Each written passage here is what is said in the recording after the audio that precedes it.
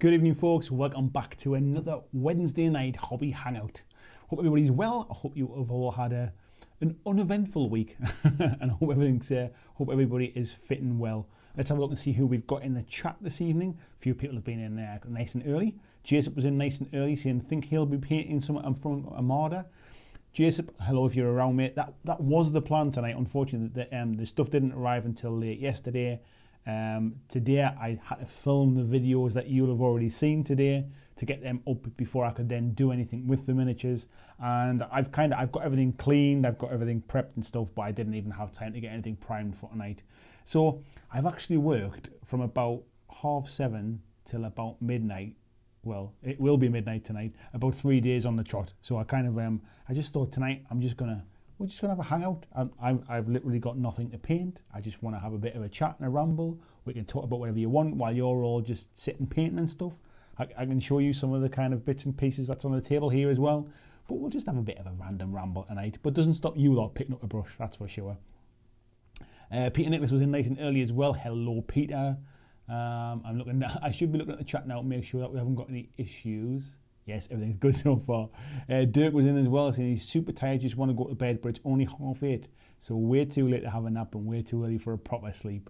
So he's going to miss today. Well, thank you, Dirk, if you do see this in the catch-up. Hello to Marcus as well, saying he's at work today. Peter Cooman, evening all. Mark Wright, evening to you too, sir. Josh Price in nice and early too. Christian, welcome, mate, and thank you very much for modding the chat again. Krabby's in as well.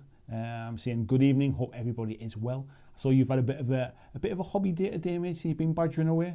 Blitzball says, howdy cowpogs.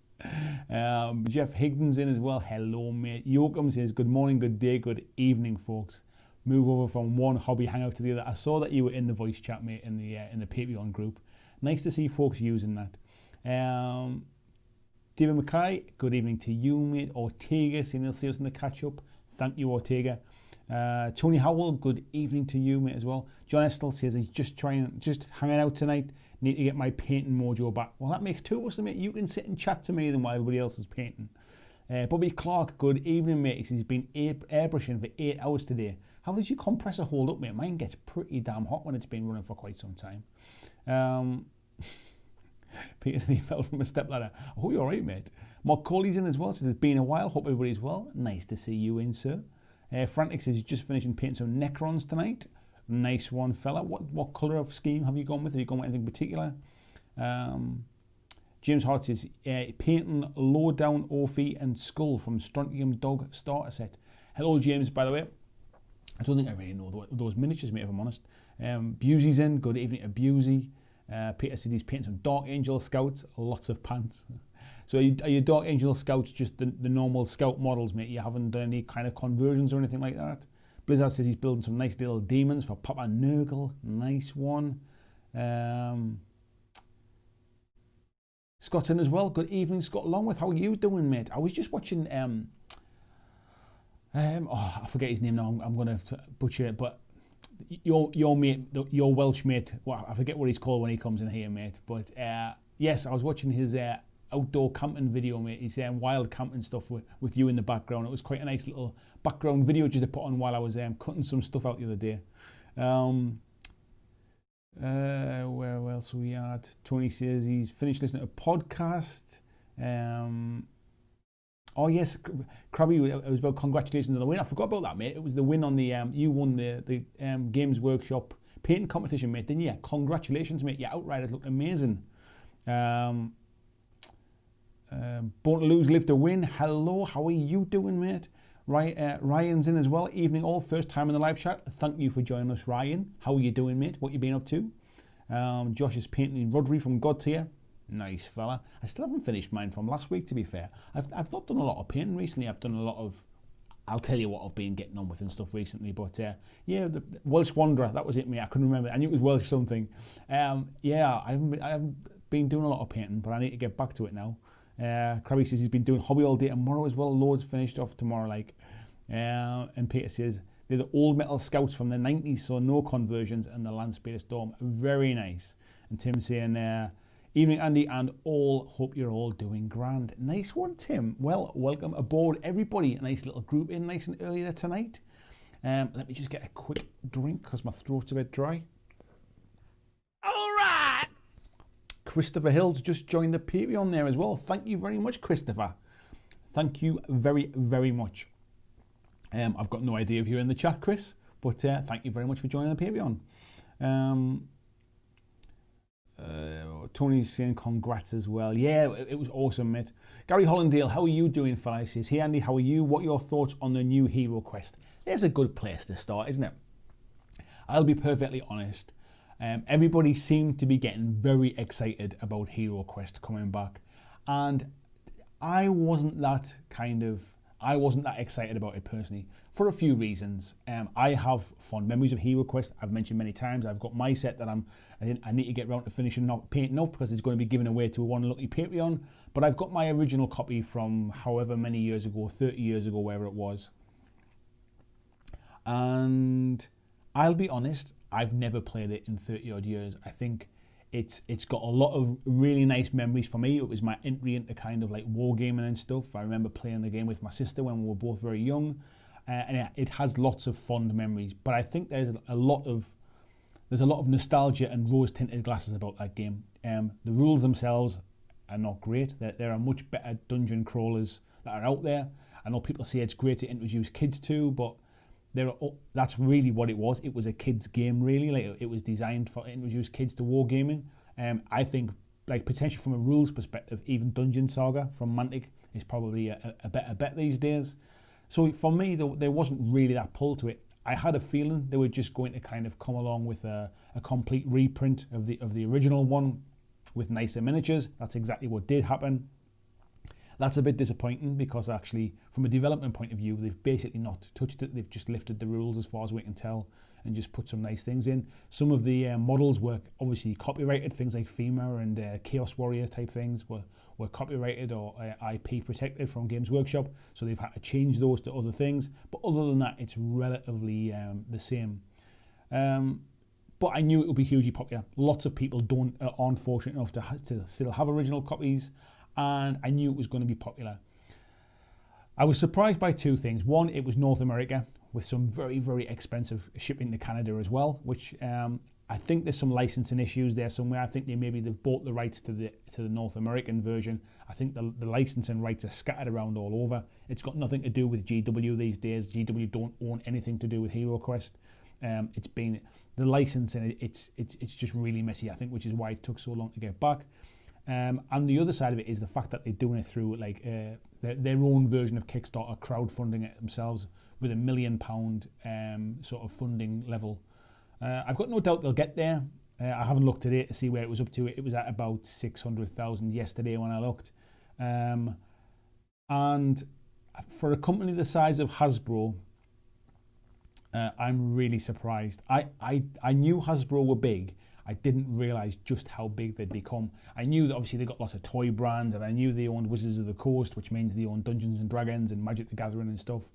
I found out yesterday they own Death Row Records, which is the original. I think it was is it Tupac Shakur's sort of label, the one he was signed to and stuff. I didn't realise they own Death Row Records. So there's a lot they own a lot of businesses and stuff, and I'm sure that they don't need the money to get this started, but I assume that this is just a way for them to test some of those kind of those projects where they're not quite sure on whether they should be kind of like whether they should really be sort of setting them away or not. They've obviously done a lot of prep work. It's obviously ready to go, but yeah, for me, I feel sorry for the people that wanted it, but for me personally, it's no big deal. I wasn't really going to pick it up anyway. So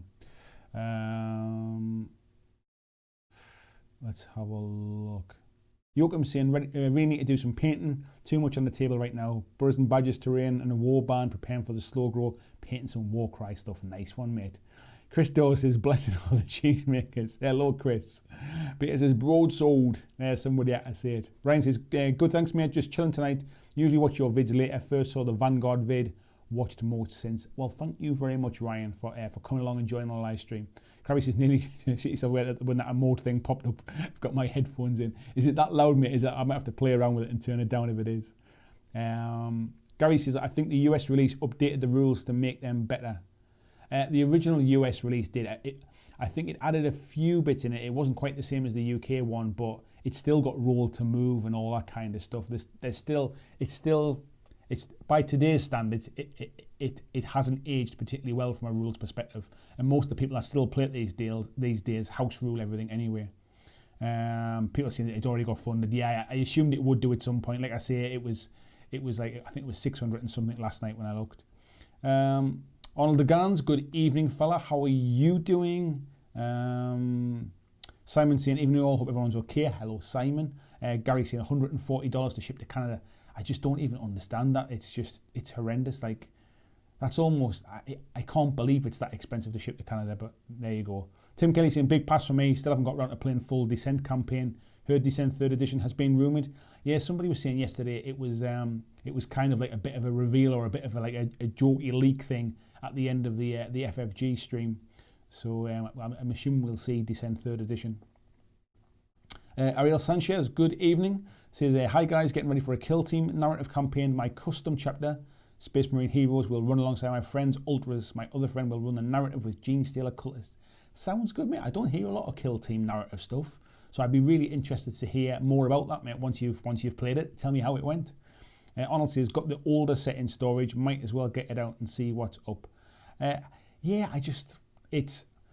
it's nostalgia for me. It's nice to have those old sculpts. It's nice to have something kind of like original, like that kind of, it has nice warm fuzzy feelings, but as a game, it has sat on my shelf for 30 years unplayed, and I have no real urge to get it out and start playing it now. There are so many other games that are just better. It's got nostalgic memories, basically. That's why people love it, and people want it because they haven't got it now, and maybe they threw out their old version, or they lost it, or they got damaged in a house move, or whatever it was. And I think people want it because psychologically it's the game that kind of that they either that they never had, or they had it and they don't have it anymore. I think it's like be like some people with like old Atari consoles and things like that. They probably want one, but actually when you come to play it, that you go, oh yeah, it was good for its day, kind of thing. James Arms in says, greetings all, killing a bit of time at work. Hope you're well, mate, not working too hard.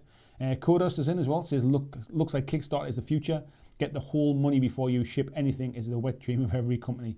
Yeah, I mean, absolutely, mate. I mean, let's be fair, even from a, obviously I've been talking Mantic recently with the new Armada game.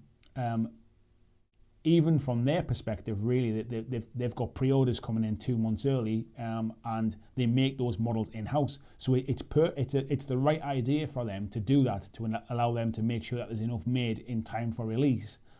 However, again, it's kind of almost getting those pre-orders in takes some of the risk away. If nobody pre-ordered it, then maybe they wouldn't have to kind of make so much. So more and more we see it happening now. We saw it with Privateer Press with Warcaster. We saw it with the Harry Potter game from Night Models. They basically had a big long pre-order for it. We see it sometimes with Games Workshop stuff as well. I mean, but to be fair, they have to make stuff well in advance. But yeah, pre-order seems to be the kind of the way of the future now. And Kickstarter, especially when you're doing something particularly kind of risky, even the big companies don't take those risks anymore. Mark Wright says, tonight I'm assembling black powder English troops from the Waterloo set. I'll have to have a look at them, mate. I don't really know much about black powder stuff. James Bray, good evening, sir. How the hell are you? Mark says, take it from someone who spent 10 years blowing his money on nostalgia. The new HeroQuest for me is not for me. There's a lot better games out there to blow your hard-earned cash on. Yeah, I agree, mate. I think if I was going to, it would need to be something pretty special for me. It would need to have something that, do you know what it is? I don't even know what it would need to have. It's just not. It just doesn't interest me. It's like I say, if it was a different rule set, if they improved the rules to bring it up to date, it would then no longer really be HeroQuest. And the fact that they haven't done anything with it means it's like there's no reason to kind of pick it up for me. Arnold says, I'm wondering if the new Warcry core set has a bit of that dungeon feeling.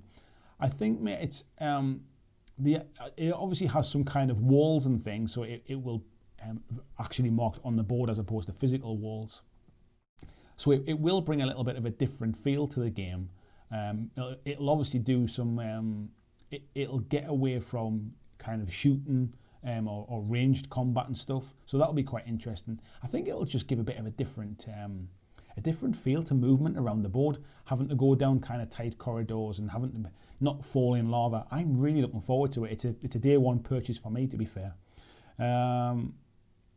Peter says, "Hail BlackJack Legacy. Now I want an Atari because my folks couldn't afford one as a kid." I was like that with an Amiga. What was it? I forget which model it was now. Was it Amiga 400 or something? I was like that with Amiga. Like we definitely couldn't afford one when I was a kid. It was around the time when my dad worked down the pit, and when the pits were closing, the coal mine basically for those not in the UK, and when all of the pits were closing and people were getting made redundant, I remember like a lot of my friends, like dads, buying them an Amiga when redundancy money come through. But my dad, I think towards the end of the kind of like the mines, the coal mining sort of era, he went to work in offices working for the unions and stuff like that. So he stayed on a bit longer, I think. So yeah, by that point, yeah, I think we had a holiday instead. Jim says not working that hard. John says only been properly able to watch the Basilean video so far. Those ships look awesome. Great video, by the way. Thank you very much, mate. I've got them here actually. I'll very quickly just I'll pop them on because I've basically been washing these, giving them a good scrub with them being resin, getting them all nice and cleaned up, ready to go. So this one is the Abbas ship, which is the biggest one that they sent me. Basically, this is a large Basilean ship. And I've managed to kind of like clip them all off the sprues and things now. So we've got a mast basically that goes into the back there. On the back of that mast, you have this kind of, I'm sure these will have a proper name, but this little extra kind of sail that goes into the back of that one there, and then basically pings into there. See if I can try and just flip it over with my fingers while we're trying to do 10 things at once. That just picks into there, so you can see how that goes onto the back, and then you've then got the front sail which goes into here. If I hold that with my fingers there so you can see it, and then you have this front sail as well, which essentially clips there and onto the front sail there as well.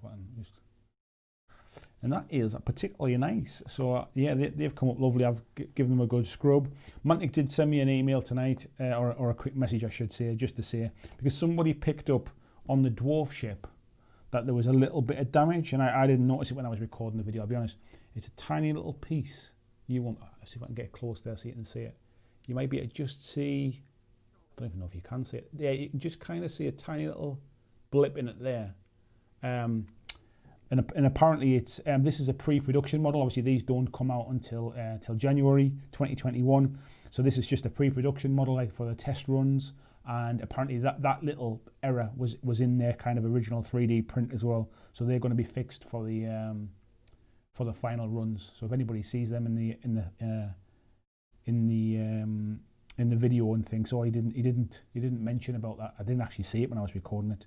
But yeah, that's that will all be fixed, and I've glued these guys together as well. All the guns are on those, ready to get primed now. I was hoping to get them primed today and start painting one, but yeah, time just ran away from me. I actually got some new audio equipment as well, like an audio interface. So hopefully folks will be able to hear a slight improvement in the microphones tonight. Anyway,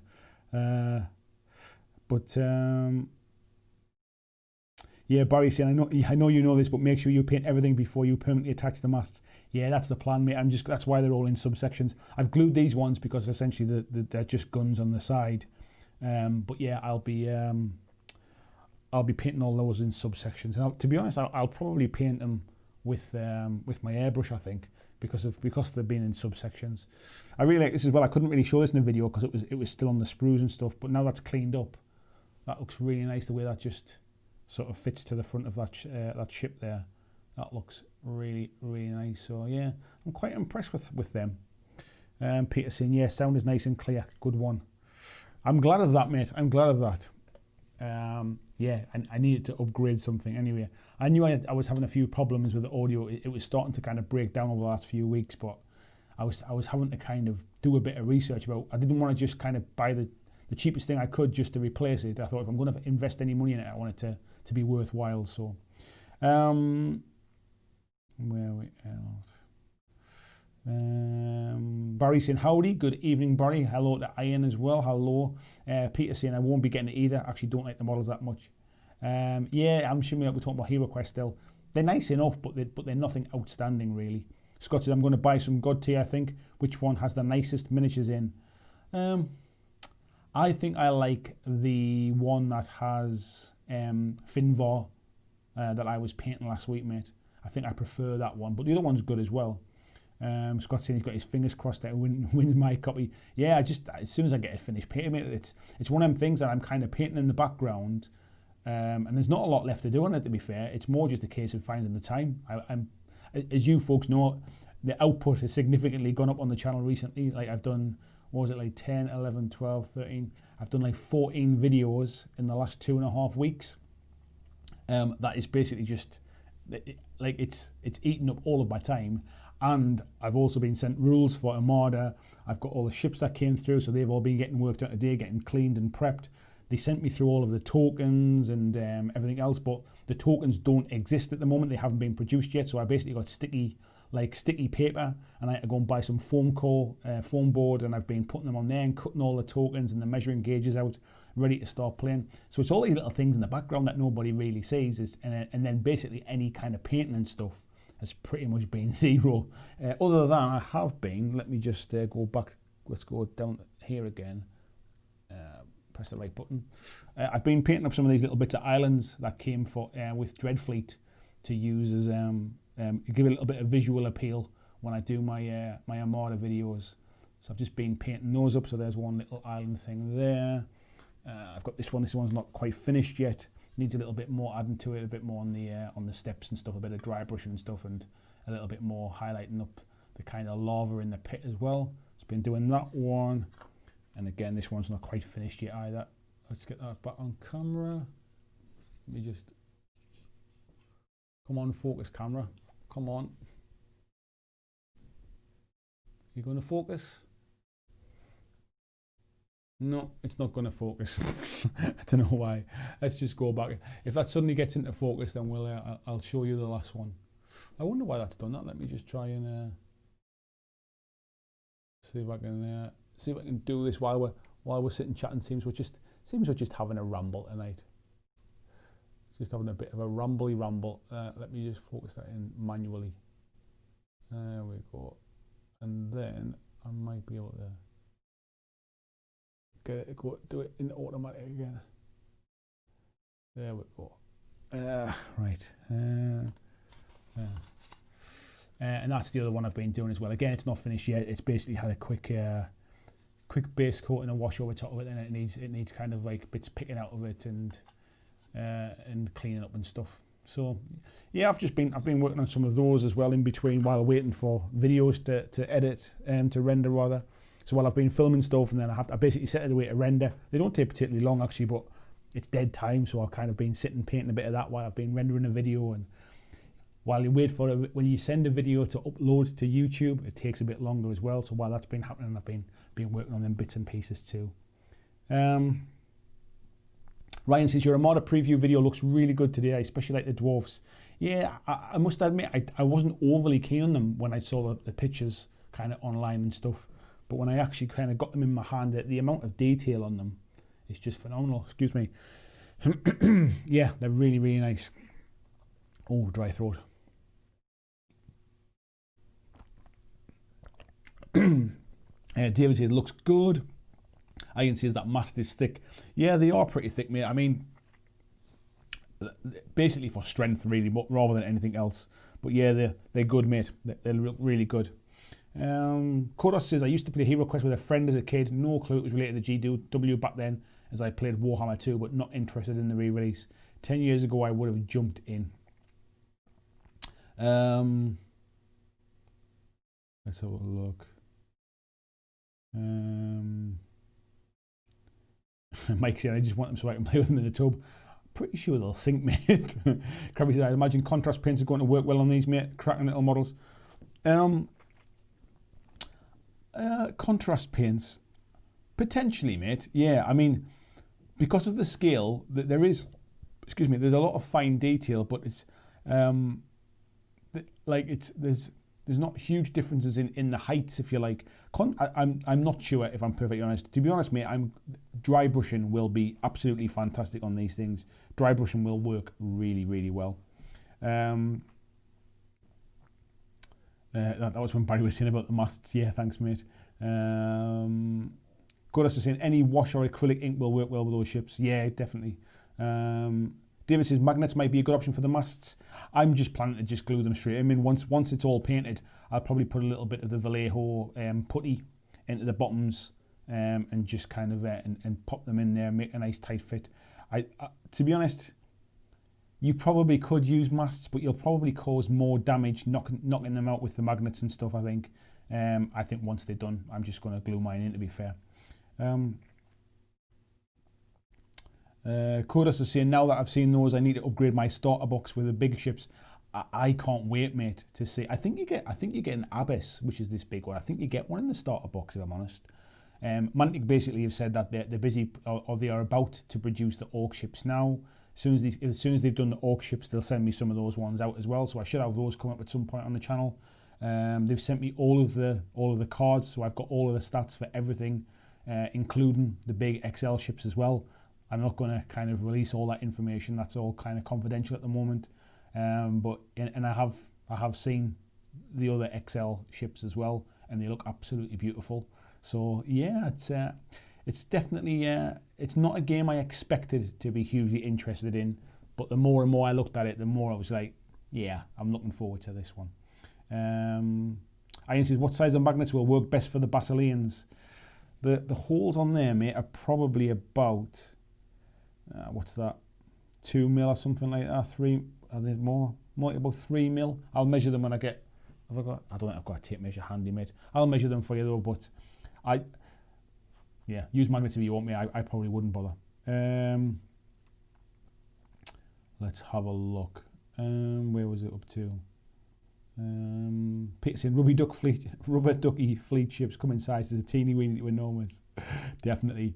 Tony says the only thing that I'm looking forward to at the moment is the Looney pulp models that I'm designed for Hero Forge. I saw that you've been doing them. Christian's going to paint them for you. Nice one. Print them for you rather. Krabby saying those look class. John Estel says for those magnetizing masts, is that for transport so they don't snap? I don't think they will snap, mate. I mean, there's a basically. Let me just go back as well, and I'll just where are we? So as you can see, or maybe you can't see. Let me just. There's like a little, from where the roping is on there, it comes down to a bit of a kind of a wedge, and then that basically fits into there as well. So you get a good contact point if you were just sort of super gluing them in, and then, I mean, I just personally, I wouldn't worry too much about magnetizing them. I can imagine you're more likely to just keep knocking the magnets off while you're kind of moving them around and stuff. But hey, if it means you can kind of tilt them to get the ships closer together, whatever, all power to you. I'm not really one that magnetizes a lot of my stuff, to be fair. Martin T, hello Mort, how are you doing, mate? Nice to see you in. Peter says with the right size of gut, they won't sink in the bathtub. I can imagine other reasons why they might float, mate. Bobby says 40 hours of 40k charity event raised £6,000 this year. Thank you for giving me a shout out in the past. Really raised some money. Big thanks. I tell you what, mate, I'm absolutely blown away by that. It's great that you managed to raise some cash, and 40 hours of 40k is some hard going as well, mate. Frantic says everything wood on those ships would be perfect for contrast. Yeah, I can imagine they probably are, mate, to be fair. I just I think they're not that big. I think I'm going to give them a bit more love and attention, really, rather than just trying to get them. I mean, I want to get them done fast so I can record the content stuff, but I've only got 6 ships to do. I think I'm going to kind of give them a bit more love and attention. Where are we up to here? Barry saying Black Seas resin ships have metal masts and they're rather thin. It will be difficult to magnetize those. I've not seen the Black Seas resin stuff. I've only ever seen the plastic stuff. Scott says contrast paint works brilliant on the ships. I used it on my Black Seas ones. There you go then, mate. They're perfect. Bobby says I've been super impressed with the sculpt of these ships, by the way. Which day will you be painting some? To be honest, mate, I did intend to paint them tonight, like I said before. I just ran out of time today. I had to do the video to basically record them as they were. I didn't want to kind of doctor them at all. I wanted you to see them exactly how they arrived at me, to me. So I had to do that first. That took me up to basically till lunchtime today because the ships only arrived late on yesterday. And then basically this afternoon I've been sort of scrubbing them, cleaning them up, getting them prepped and stuff. And then I had to pick my little one up from nursery and stuff. I just physically ran out of time to get them primed and stuff for tonight. The problem is I now need to paint them as soon as I can to film the rest of the content. So I'm not sure I will be painting them up on stream actually now. If the oak ones arrive further on down the line or something like that, I'll probably do that with those ones. But depending on what I do, I might even make a little video of painting them up. Just if I do one and I kind of find some tips and tricks or something, I might film the next one.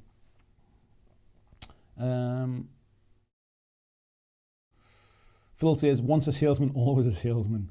I'm not sure what that was in relation to, mate. Curtis is saying, painted his 1200th Langton ships with Army Painter wash. Works perfectly well. Yeah, I mean, like I say with these ones, even like all of the kind of all of the wood beams and stuff, all of the deck and stuff is really nice kind of detail to the grooves and things. So yeah, you'll get washes and things like that into them perfectly. Krabby says, I like that they look ship-like and haven't pushed artistic license too much. There's a fine balance when it comes to fantasy games. They need to look a little bit over the top, I think, to make them kind of like fantasy-esque and not just like a Age of Sail type game. But they still need to look like they float kind of thing. And yeah, I personally think they've nailed it. Busey says, I might get one of the booster boxes for a couple of ships to display. Not sure I'll buy into the whole game. Yeah, I mean, I think even just for modelers, mate, if it's just something that you want to paint as a bit of a change of pace, just something, I think the boxes are going to be about like £30 for a starter box, which will have like 3 or maybe 4 ships in it. And then the booster boxes will be about £30 as well, with again either 3 or 4 ships in them. So it's not a huge amount to spend if you just want something nice to paint for a change. John saying the 2-player starter has 2 alloy, a Gur Panther and a Gunbreak. I thought there was an Abyss. I thought there was an Abyss in the starter box, mate. I must have completely missed that one, mate. I must have got that wrong. Yeah, there's a Gunbreak here, I think, and an alloy, mate. But yeah, beautiful models. I've not seen the Gur Panther yet. I mean, I've seen a picture of it, but I've not seen the resin one. James says, how's the healthy living going, mate? I'm on the diet as of Monday. It's going really well, mate. I've lost a stone in weight now, or 13 pounds, I should say. I've lost 13 pounds in weight since the 1st of September. I've not had any alcohol, nothing has passed my lips since August. I'm still doing my kind of like 4 or 5 mile a day walking, doing a little bit of jogging now and again. Yeah, it's going really well, mate. I'm enjoying it. In fact, let me prove to you how it's going. So for those of you who've got like an Apple Watch and you do the fitness app and stuff like that, today is the first day I won't be closing my my exercise rings because it was been absolutely chucking it down. So I took the car to pick the little one up. But if I can go back to, let's have a look. There you go. I will show you how my exercise is going. So you can see that all the 1st and 2nd of September I actually didn't have my watch on. That was why it didn't move. But I've been making a point, and I've been closing out the rings on all of my things, my exercise, my move. And you can see from previous sort of lack of exercise, hardly doing anything really. That's how it was previously through lockdown. So yes, I'm definitely making an impact. I'm definitely feeling a lot healthier.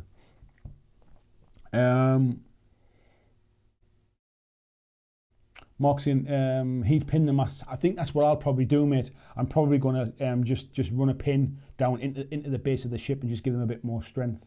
Codus is saying I have the Dead Zone Matzo down on the table, and I think Mantic Resin is a step ahead of anything I got from GW and Forge World in resin. I said on the video today, mate, I honestly think the Mantic Resin is up there with the best. I was really impressed with the War Cradle, the Wild West Exodus resin minis that I built recently. They were fantastic quality as well. I've built resin from other companies that hasn't been quite so good, but the stuff, I mean, I think the first resin stuff I got from Mantic, the one that really, the first things I remember seeing from Mantic of resin was the Vanguard stuff, was the Basilean boosters and the what was the other one? The Northern Alliance boosters, those kind of things, and they were fantastic as well. But I think like over time, for whatever reason, and I don't know the background of sort of have designers changed or has equipment changed or anything like that, or has the type of resin changed, but the Mantic resins are just absolutely they're nailing them at the moment. Christopher says, have you gotten a glance at the new Kings of War models? I haven't, mate. No, I think is there another channel I think might have been looking at Kings of War stuff, but no, I've not seen them personally anyway, mate. I saw the ones that Robert shown on the video where he did a bit of an unboxing type thing, but I've not personally seen them, mate. No. Phil says, currently assembling a Plague Burst crawler for his first 40k 9th edition game. I saw that, mate, in the Patreon chat. You've got your first 9th edition game. A nice one. Martin saying, glad you like them, Andy. I don't even have my fleet yet. I thought you'd have at least had one to paint up yet, mate. I thought you'd have got yours before I got mine. Born to Lose, Lift to Win says, did Dreadfleet used to be called something else around 95?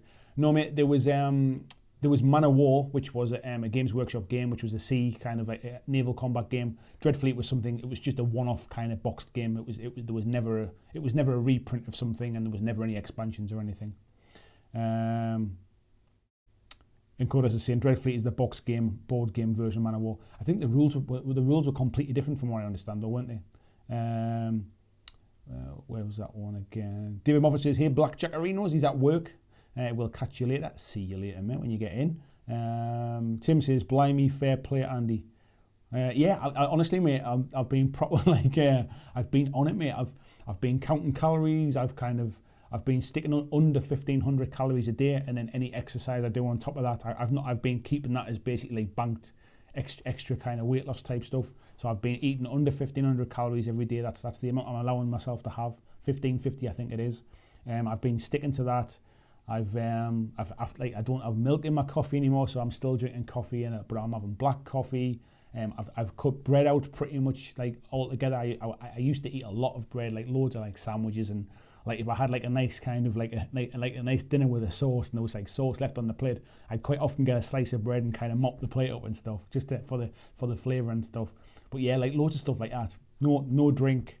But yeah, I just basically I got lazy and got lockdown belly and everything else like everybody else did. Jim saying £13 must have chopped the leg off. That's why you only see me from the waist up. That's what it is. James is saying congrats on the weight loss. Thank you, mate. I've still probably got another stone to go or something like that. Like I'm not really like near where I want to be yet, but yeah, I'm going the right way. Sterling work, yes. Tony said I bought the Oak starter ships just for the change in pace of painting and modelling. They're beautiful, mate. They're really, really nice. I've got my rule book here so I can remember what the names of them are called. Is it the Hammer Fist? The Hammer Fist and the Smasher. I love the Smasher as well. It looks awesome. Really nice. Stu's in as well. Stu McTurdy. I always butcher your name, mate. McMurtry. I will get it right one day. Good evening, mate. How are you doing? Blizzard says, after hearing your impressions, I'm thinking that I may just pin my mask too. Yeah, I think, let me just go back and I'll show you them again. So, essentially, there's definitely like enough space down the width of that mast there to be able to kind of run a pin down there, and then if you run deep into that is solid resin here. That whole block is just a big piece of solid resin. You'll be able to drill down into there as well and just pin that, and then obviously a bit of glue and stuff like that as well. You'll be golden with that, mate. You'll be golden with that. Tony C, I agree. Mantic and War Cradle are up there for the resin. Yeah, I don't think I've seen. I'm trying to think if there's any of the resins that I've been particularly kind of impressed with. I don't think they have, if I'm being perfectly honest. I've seen some poor ones, but yeah, the War Cradle stuff, I really like their resins, and obviously the Mantic stuff we've just been talking about. Tuesday and I get called worse. One of these days, mate, I'll get it right first time. Good morning, VG. How are you doing? We never really got a chance to chat about Blitzball on Monday, mate. So VG and I are on opposite sides of this pandemic globe. VG over in Australia, me over in northeast UK, and we had a game on Tabletop Simulator playing Blitzball the other day. VG is a big fan of it. Kind of said come on, I'll give you a game and stuff. So eventually we managed to sort a time. VJ, bless his cotton socks, got up at God knows what time in the morning. I think we were playing. It was 9 o'clock at night here, and I think it was 6 o'clock in the morning for him. So he got up nice and early to play a game with me, and I absolutely loved it. And very kindly as well, Barry, who's in the chat tonight as well, has managed to source me a copy of Blitzball Season 2, and is getting that one sent out to me as soon as it arrives. So yes, thank you very much, first of all, to VJ for the game, mate, getting me hooked on it, and then thank you to Barry for hooking me up and getting me that US one. VJ saying, yeah, the boaties turned up, mate. They did, mate. They came. I think they arrived at something like about, I think it was 25:02 yesterday afternoon, and I leave the house at 2:30 to pick my son up from nursery at 3 o'clock. So literally, I literally took delivery of the box, put it in the hallway, went to pick him up. Then obviously I was kind of playing with him and stuff. And then once my wife had finished work, I nipped out, got some foam board, and started making tokens and stuff last night. Yeah, they're over there. I might show you them later. So yeah, I sat and watched TV till about midnight last night making tokens. So yeah, it's been a busy few days. Peter says, in reality, just strap the watch to your little one's leg when you send him to nursery, right? I wish, mate, that would have me doing a bit more. It's roughly about just over a mile to nursery where he goes. So basically, I walk there and walk back.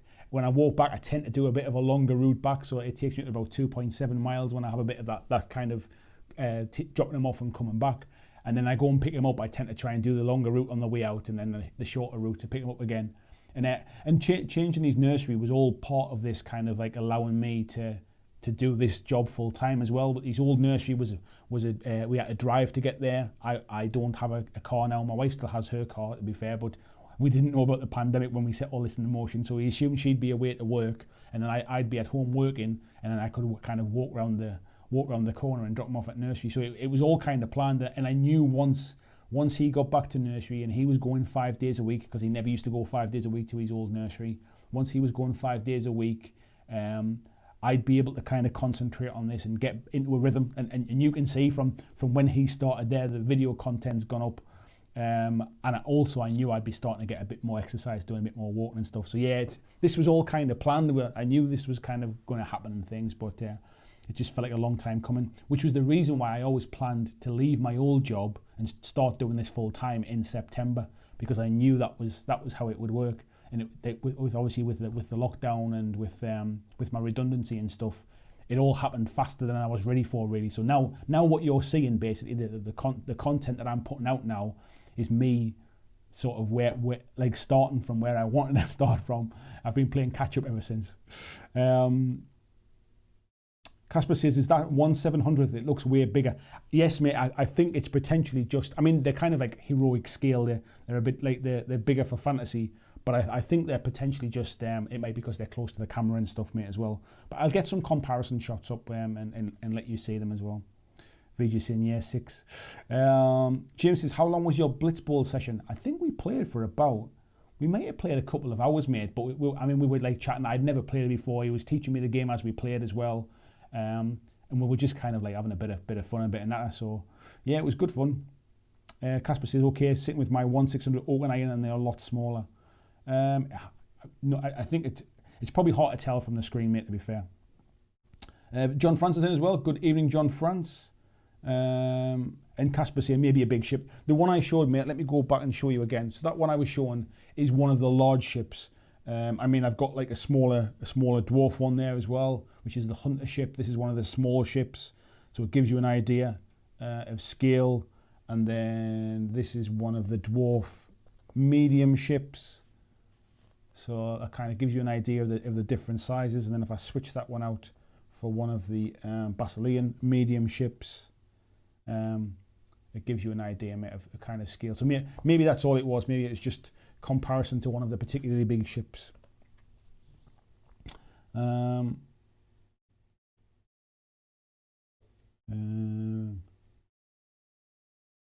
was it? Codus is saying, PS, if one wants to nail it, you pin the mast through the ship on the base. Yeah, that's what I was thinking, mate. Like, you've got plenty of a nice chunk of resin to get a good pin in that. Fiji saying, fantastic. Here you're getting a copy. Mine might arrive beforehand. I think mine's sitting in customs. Bobby says, I feel a little guilty for arranging afternoon tea tomorrow. Afternoon tea, mate. Oh, don't even get me started. We've got like an enhanced lockdown in the northeast now. So basically, we're not allowed. So this rule of 6 thing about seeing 6 other people, that doesn't occur in the northeast. We essentially can't go and see anybody at the minute. So there's no better time to be having a diet and not drinking alcohol, because I couldn't really go anywhere with anybody anyway. James is saying you need to take Buchan's VJ. VJ has said that he's happy to play anyone. Barry's saying there as well, season 2 of Blitzball, some fun new rules, more of the humour comes out too. Yeah, I watched Ash Barker's playthrough of season 2, and whilst VJ told me he got a few rules wrong on it, it gave a flavour of what the game's about. And VJ saying I think we played for about an hour and a half, maybe 2. Yeah, it was just first game. I was learning as I went as well. More than happy to play, of course. Mark Colley saying, watch the Blitzball back rep and it looked like it played a lot better than Blood Bowl. I said to VJ when we played it, this is the game that Blood Bowl should have been. I just don't find Blood Bowl particularly fun for me. Blitzball just really does kind of just throws fun into the game. And yes, it's still tactical, and yes, you still have to kind of sort of think about what you're doing, but it's not the kind of game where you can go 1-0 up and then just sit, like castle up around the ball and say, right, come and take it off me now then. Because if the challenge cards, you score more points for doing other things than you do for actually scoring touchdowns in general, and that keeps the game moving and it keeps it fast.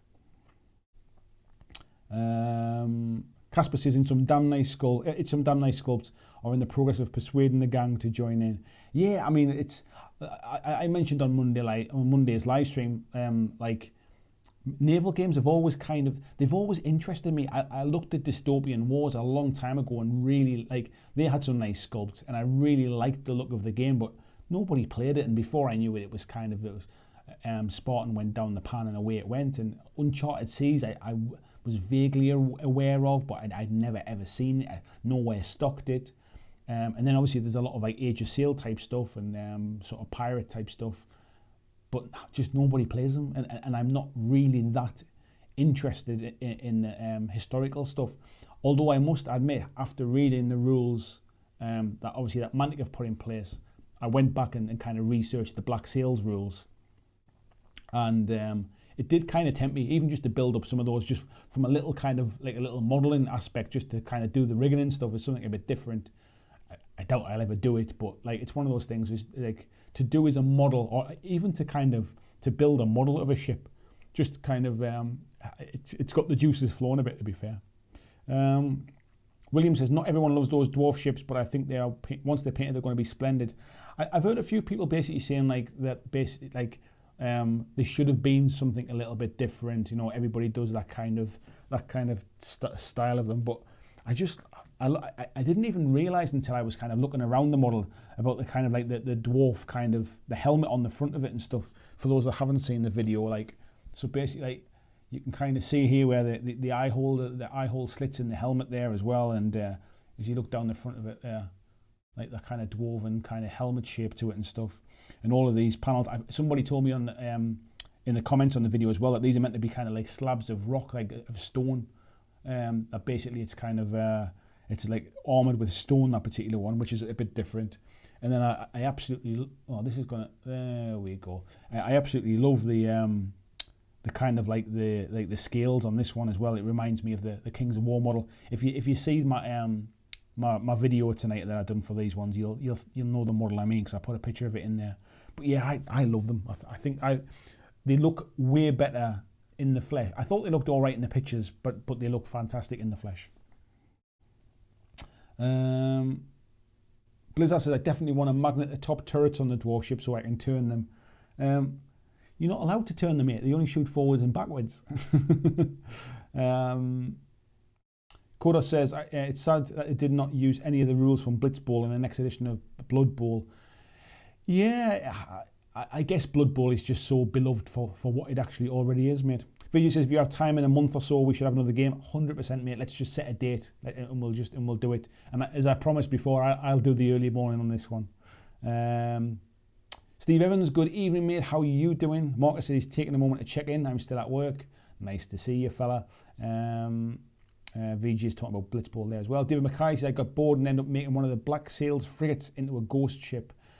Yeah, I judging by what Matt said in the podcast episode that he did with Countercharge, I don't think the undead kind of that ghost ship is high on the priority at the moment. I could be completely wrong, but from reading between the lines from what he said, and I don't have any sort of behind the scenes information on this or anything, he said that basically that a Pirates of the Caribbean ghost ship feel was kind of a bit overdone. And whilst I would love to see it personally, I assume Mantic want to try and do something a little bit different. VG saying the scale mail on the side of that dwarf ship, I commented on the Monday night, Tuesday night morning stream, good stuff. Yeah, it looks really nice, doesn't it, mate? Barry says some friends of his were big on Blood Bowl tournament players. They would travel all over. They seem to burn on. One of them told me recently, I'd rather go to work than play Blood Bowl. I'd rather work 2 shifts, mate, than play a Blood Bowl. And Blizzard is saying, I guess I'm too used to modern ships. Maybe, mate. Mart's saying there, we got the painted Empire Dust boats back today. They will knock your socks off.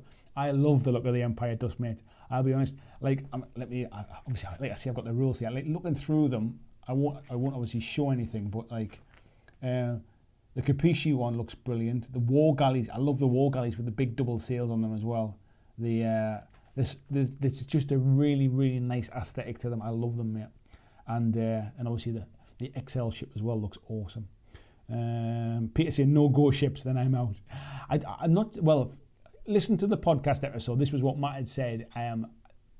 Unless I misunderstood it, I'm pretty sure that's what he'd said. VJ says, number one complaint about the game people dislike, and the hyper competitive and people who love it. I think we mentioned this before when we've been talking about competitive games. There's nothing wrong with being hyper competitive about a game. The problem comes when casual players end up playing against hyper competitive players, and it's that mismatch of what do you want to get out of the game. That's when the problems occur. There's nothing wrong with being mega competitive when you're playing against other mega competitive players. Kodos says, for Blood Bowl, as beloved as it is, GW already gets the hate for the changes anyway. Could have used the chance to improve it.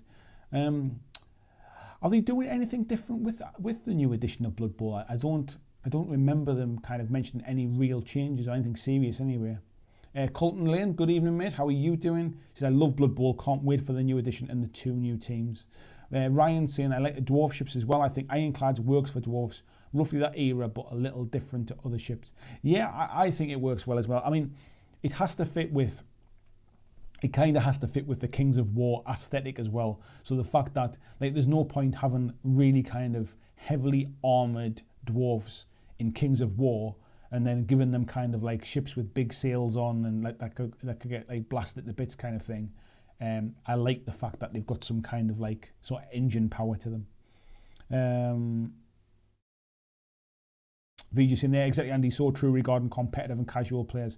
Yeah, I think competitive players get a bit of a hard time, to be fair, and I think it's slightly unfair sometimes. People moan about mega competitive players. It's just the mismatch of kind of different wants and needs, I suppose. Scott says, I'm going to try and get my Black Sea ships finished. Yeah, go on, mate, you get them done. Get your mojo back, get them Black Seas done, and then get them up on the Facebook group so we can all see them. Casper says, do we know how many factions they aim for at the beginning of Armada? Assume it's more than the phone shown. So that we know about, there's going to be orcs, there's going to be Basileans in the starter box. We know dwarves and Empire of Dust are following. We know that there's 4 more have been kind of play tested and are kind of almost ready to be signed off. I think Matt said one of them, don't quote me on this, but I'm sure Matt said that Kingdoms of Men was one of those lists. The other 3 we don't know anything about. So we know that there's going to be a minimum of 8, but Mantic have already said that they're going to be releasing more stuff through 2021 and into the future as well. So if the game's popular, I'm sure that they'll release more and more factions for the game. Phil says, my problem with the dwarf shooters, I think they look a little drab. I think it depends how you paint them, mate, to be fair. I mean, they're not shy on detail. I think you'll, once you see the community getting their hands on them and loads of different paint schemes, I think you'll be surprised, mate. Peter says, no problem there on Go Ship, saving me money. I just really like painting the Shade Wraith from Dreadfleet. I like that ship as well, mate. Bobby says, be cool to see if Red Rose Wargaming doing an Armada battle report. Love their graphics and style of battle reports. Yeah, they've done some good stuff with the games that they've been doing. Colton says, yeah, VGA would love to try it. Don't think we'll completely replace Blood Bowl. Debs is in as well. Good evening, Debs. How are you doing? Ryan says, Casper, I think we said that they were play testing 4 more teams. Yeah, that's it. Yeah, 8's a good number. There's potentially probably more in the future if it sells well, I'd imagine. Curtis is saying 4 more factions planned. VG saying they said some competitive players would be a pain to play against. Oh, that said, some, even if you were another, I think that's like anything. I think there's some casual players that you wouldn't want to play against either. Luke's in as well. Good evening, mates. Says, fancy watching Bake Off with my wife first. What we're chatting about? We're just having a bit of a ramble, mate. We're talking a little bit about Armada. We've been chatting about Blood Bowl. We've been chatting about HeroQuest. Just a bit of random, mate. Whatever you feel like. Blizzard's saying that I'm hoping since the Ratkin are coming in the new Kings of War starter that they'll be one of the next 4 for Armada. I like the idea.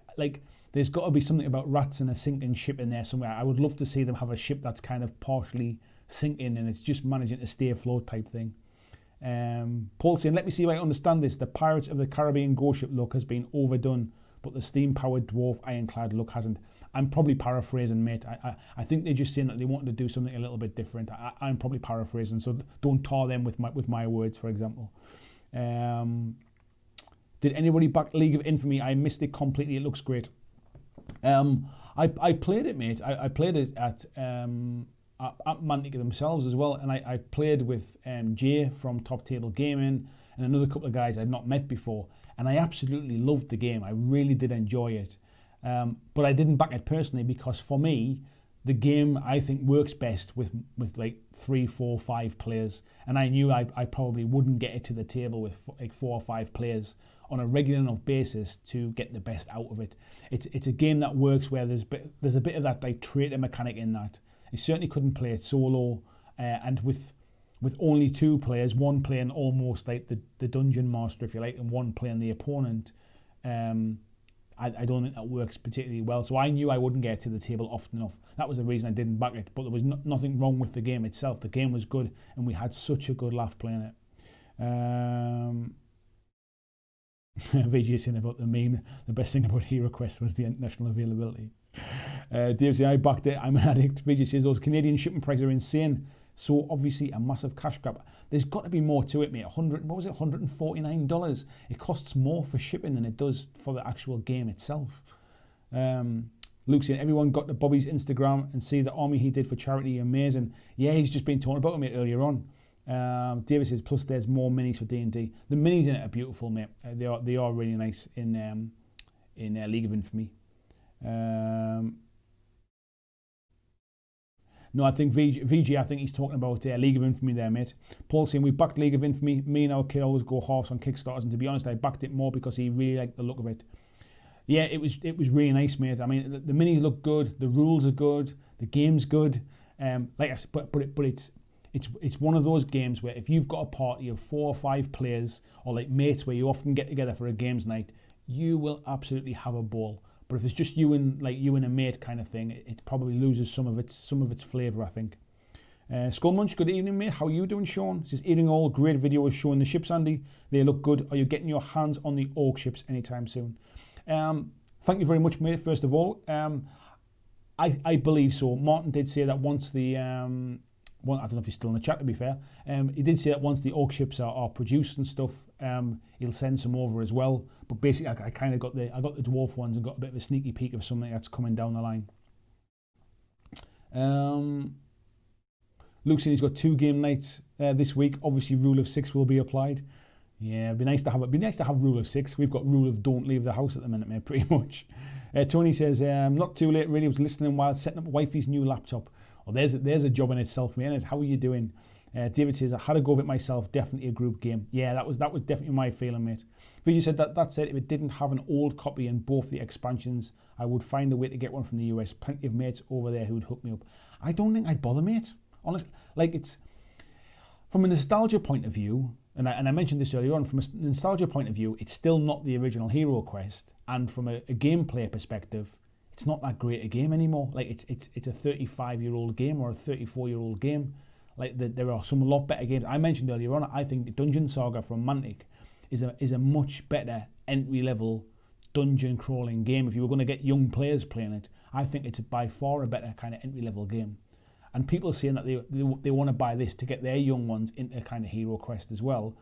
You'll probably find that they won't let them touch the minis. They won't want to get them damaged and stuff like that.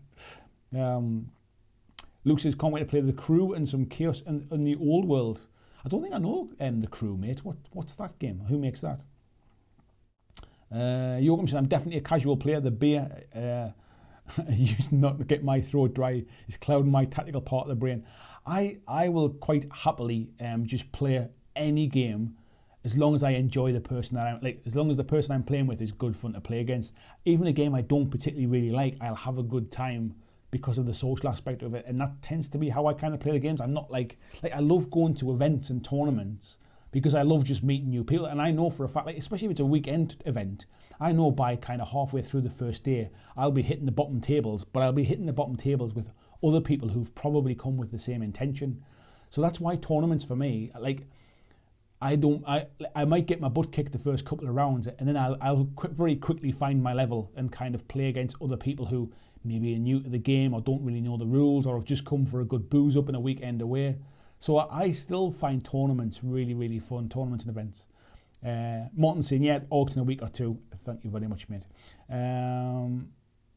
Skullmunch is all good, mate. I can just find it. Looking forward to seeing your future content on Armada. We've just been talking about it tonight, mate, because I've just been saying, let me just, I don't know if you were around earlier on. I've just been getting these all cleaned up. I did hope to be painting these tonight, but time was against me by the time I got these all scrubbed up. With them being resin, I wanted to make sure that they cleaned up really well before I got them primed and stuff. And I basically just ran out of time to get them primed and get them ready to be painting tonight, mate. And I think because obviously I'm painting them like in subsections like this with the main kind of sort of part of the ship and the sails separately and then sticking together. I might just do it in the airbrush, mate, and try and get some nice shading on the sails and things.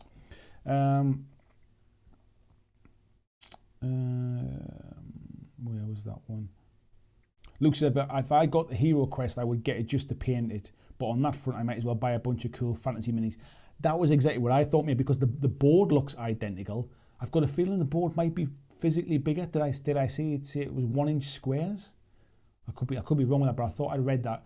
There's some nice models there, but nice models already exist. So that for me isn't necessarily a reason just to back it. Luke saying HeroQuest is the game we should all be talking about. Yes, mate. For those that don't know, Dan, who's one of my Patreons, Dan Hughes, also does Sporadically Board podcast. You see him quite often as well on Dice Tower. He's been making, during lockdown, a dungeon crawling game with his daughter. I can't remember how old Cora is. She might be maybe about 5 or 6, potentially a little bit older.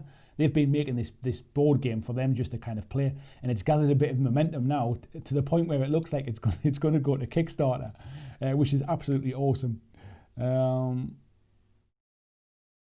Casper says they played it last year. It was nostalgia running the game, not the mechanics. I absolutely agree 100%, mate. Kodos is saying for Blood Bowl changes, lots of small details, a new profile stat, and I remember the new profile stat, and team changes, local group already said to play the next season with the living rule book and skip the new edition. This is why Games Workshop don't spend any time trying to change that game, because if they do, players just ignore it anyway. Spylaw says, I'll wait to see if it hits retail next year. I have my original. True Co-op would be the thing that interested me. From what I understand, mate, the rumours are it might hit retail, but it'll be in the US. I think there's some licensing issues on that one. Skullmunch saying, yeah, Peter just comments on the TG stream. VG say, I guess if people really want to play, there's always Tabletop Simulator. Yeah, there is that, mate, but I mean, there ain't nobody playing HeroQuest on Tabletop Simulator. That for me is kind of a spell. That's what means it's about nostalgia. Spylo saying, but Descent version 3 is coming. Yes, I think if Descent version 3 comes, I might pick that one up. Paul saying, my advice for HeroQuest is buy it if you want for nostalgia reasons, but if you want it because you want a dungeon crawler, go and buy Dungeon Saga. It's miles better than HeroQuest ever was. I'd agree, mate. It's weird, like, to buy a brand new game for nostalgia reasons, because like the nostalgia is in the old version for me. Like, So it's interesting, but like you say, everybody makes their own choices. Vijay says, lucky Blitzball is a great game and he was able to put up with me for 2 hours. I had good fun, mate. You were good fun to play against. It was quite nice to actually just, all the time we've known each other, we've never actually sort of chatted face to face like that. So, and living on the other side of the world, mate, we're unlikely to do it on a regular basis, like face to face. So, yeah, it was good to get a game in, mate. Luke saying, the crew won Kenneth Spiel de yours as classic trick taking mate in a co-op. Difficulty ramps up over 50 missions. I'll have to look into that one, mate. Skullman saying, talking about getting things from the US, I need to get my hands on Blitzball Season 2 when it's back in stock. Just been talking about that. I mean, that's what led this conversation earlier on. Barry in the chat there has very kindly managed to get one for me, so when it arrives, it'll be getting shipped over to this side of the globe. Coda says, anyone played Blitzball as well as Dreadball? Yes, mate, I've played both of them. And how would I compare and contrast? I much preferred Dreadball over Blitzball, 100%. Dreadball is a fantastic game. I really enjoy it. Some of the sculpts are old now, and that lets it down a little bit for me, but as a game in itself, the game is great. It works really well. It's a good, fun game, and it plays fast as well. I love the tug-of-war mechanic of the scoring, where basically, and how you can score different points depending upon which strike zones you score in. The game is great. Blitzball is probably a bit, like, I use the word silly, but like because it's intentionally like a bit crazy at times with the different cards and stuff. I love the river mechanic of the what they call again, the basically the cards you can score. They must have a name. VG will tell me the name of the cards. The cards you can score, I love the way they move along and fall off and you can see what's coming in. It's one of the things I love about Super Fantasy Brawl. That uses the same kind of mechanic as well. I love the fact it's on quite a small pitch as well. And I love the fact it's not just about scoring. You get points for doing things like running with 3 players in this turn. If you run with 3 players, you can score points. If you injure a player this turn, you can score points. I like the fact that it's not a straight sports game. It is just really good fun. So it depends what you're looking for, really. They're both fantastic games in their own right, but I would say that Dreadball is more of a sports game where you get points for scoring goals kind of thing, where Blitzball is more of a strategic board game that just happens to have a ball in it, really. I think that's almost how I would say it. Lucian, damn the detail is crisp on those ships. It's fantastic, mate, honestly. If you haven't seen it, folks, I uploaded 2 videos today. One showing off the dwarf ships I've been sent, one showing off the Basilean ships. It'll give you a much kind of like close-ups and stuff to be able to see the detail on them. VG saying we streamed it. We did. We streamed it into the Discord chat, didn't we, mate? Or you did, certainly, from your end.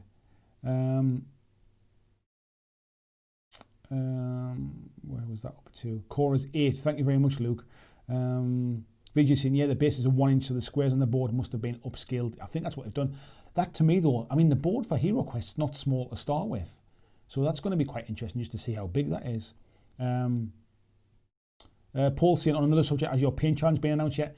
Just what I've said on the stream, mate. It's not been officially kicked off. I've literally just not had the time to kind of to fine tune the details. I was just saying earlier on, I've literally been working from about 7:30 in the morning until about midnight, just cranking through videos, cranking through stuff, doing the live streams, getting stuff prepped for future videos. I literally haven't had 2 minutes to myself to do stuff.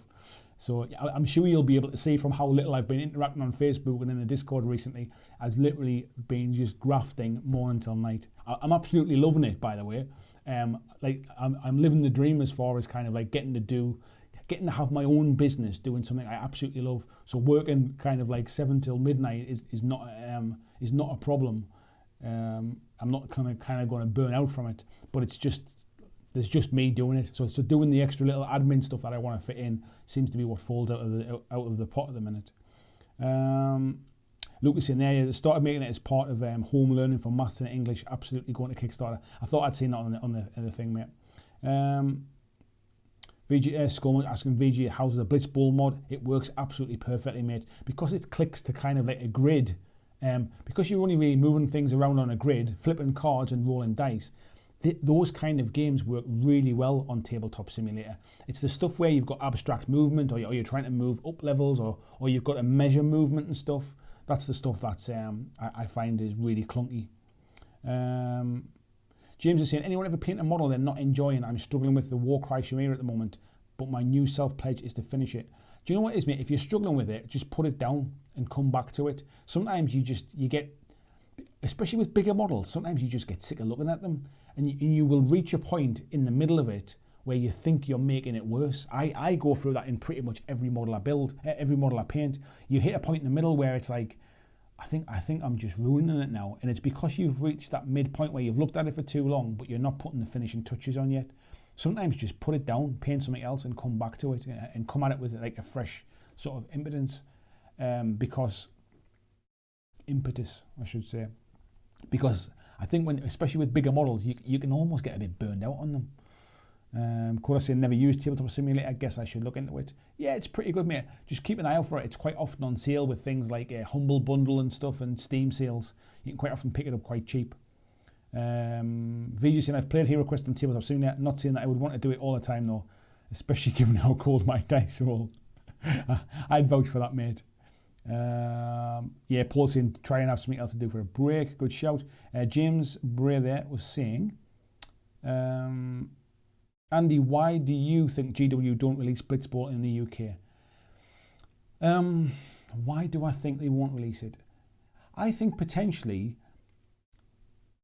that in the UK, they've almost got market saturation.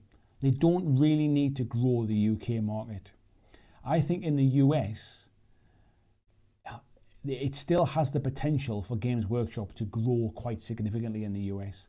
And board games are in massive ascension. Like the board game market has blown up. There's a lot more people live in the US, so the opportunities are there. And I think what they're doing is signing a deal with Barnes and Noble. They are basically sort of getting themselves in front of people who maybe wouldn't look twice at Games Workshop products. It's like putting stuff into Waterstones in the UK. Waterstones actually have a pretty decent board game selection these days. I used to get a voucher for Christmas from my old job, like a £50 Christmas voucher, and I would just go and spend it in Waterstones and buy board games with it. And I think that's what they're doing. They're trying to introduce people who wouldn't normally look at Games Workshop stuff to Games Workshop stuff. And in the UK, I think they've tried things like in Game, the video game shop, to try and kind of bridge that gap. That hasn't really worked that well. And I think enough people in the UK probably know about Blood Bowl that they probably figure that it doesn't need to be sold there, and it probably adds to the exclusivity for Barnes and Noble to just to have it over there in the US. And I think it's sold. Excuse me, I think it's sold in Germany as well, but I can't remember who through. So I think it's just about growing the market and about trying something different. I think maybe it's something that they don't want to produce sort of stock and start shipping it all over the world. So they've just kind of limited. Maybe it gets produced in the US. Maybe that's the reason. Maybe it just doesn't get produced in the UK. Just having a bit of chat there. Joachim says, playing a campaign is much more fun than a tournament in a store. In my opinion, I've tried both with Warcry, and I was actually the only one playing both in that store. I think it can be, mate. Yeah, I think, but I especially in the UK, we don't get a lot of campaigns.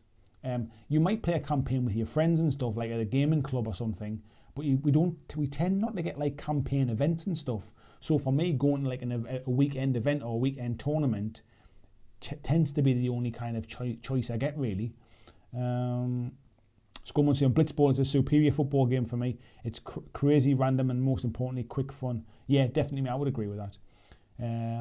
Luke says, has anyone ever played U-Boat?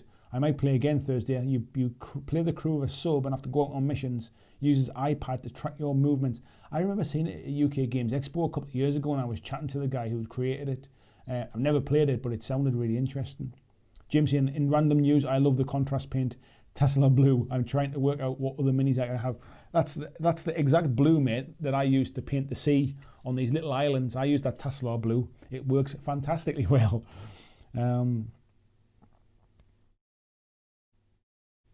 Deb saying that sounds awesome. To Luke there, Vijay saying, yeah, the board upscale to 1-inch squares is going to be huge. Yeah, I mean, I'm trying to roughly in my head how many inches wide it'll be. It's going to get up there, is it going to be about 4 foot wide? Is it going to be as big as that? Paul saying alternatively go really simple but effective schemes. Bit of chat going backwards and forwards. Beauty saying only paint with rose tinted glasses on. Yes, mate. VG saying yeah, tabletop simulator on sale a lot. Always post it, yeah. Jason, good evening, mate. How you doing? This is had to work over. Gonna chill and chat and watch the replay. No worries, mate. I will catch you in the replay then. Tony saying 80% of men in the UK fail to talk about impetus. I did say impetus the first time, and then I thought that might not have sounded like impetus. Peter says my dungeon crawling days is all D&D adventure systems. Played with the latest box last weekend. I've got all 6.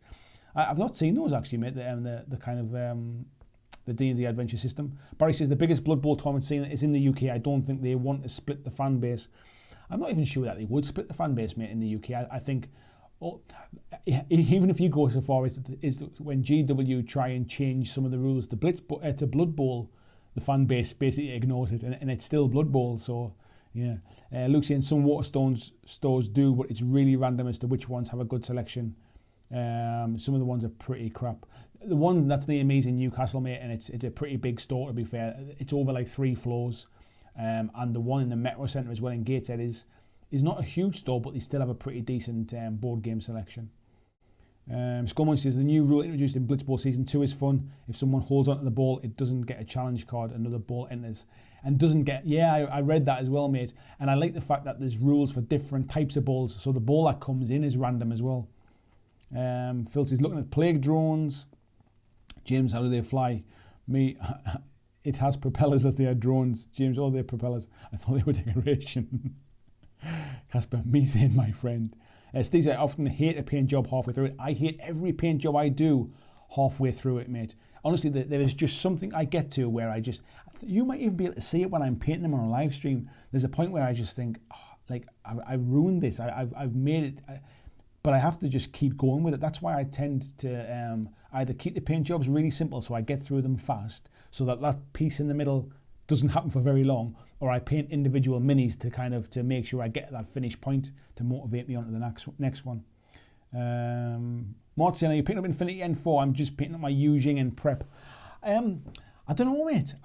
I'm playing a little bit of Code 1 at the minute, trying to make sure, because I'll probably do a little bit of content for that in the future, but I want to kind of make sure I've got my head around it. There's a lot to make sure is in my head before I start recording stuff. So I'm enjoying Code 1.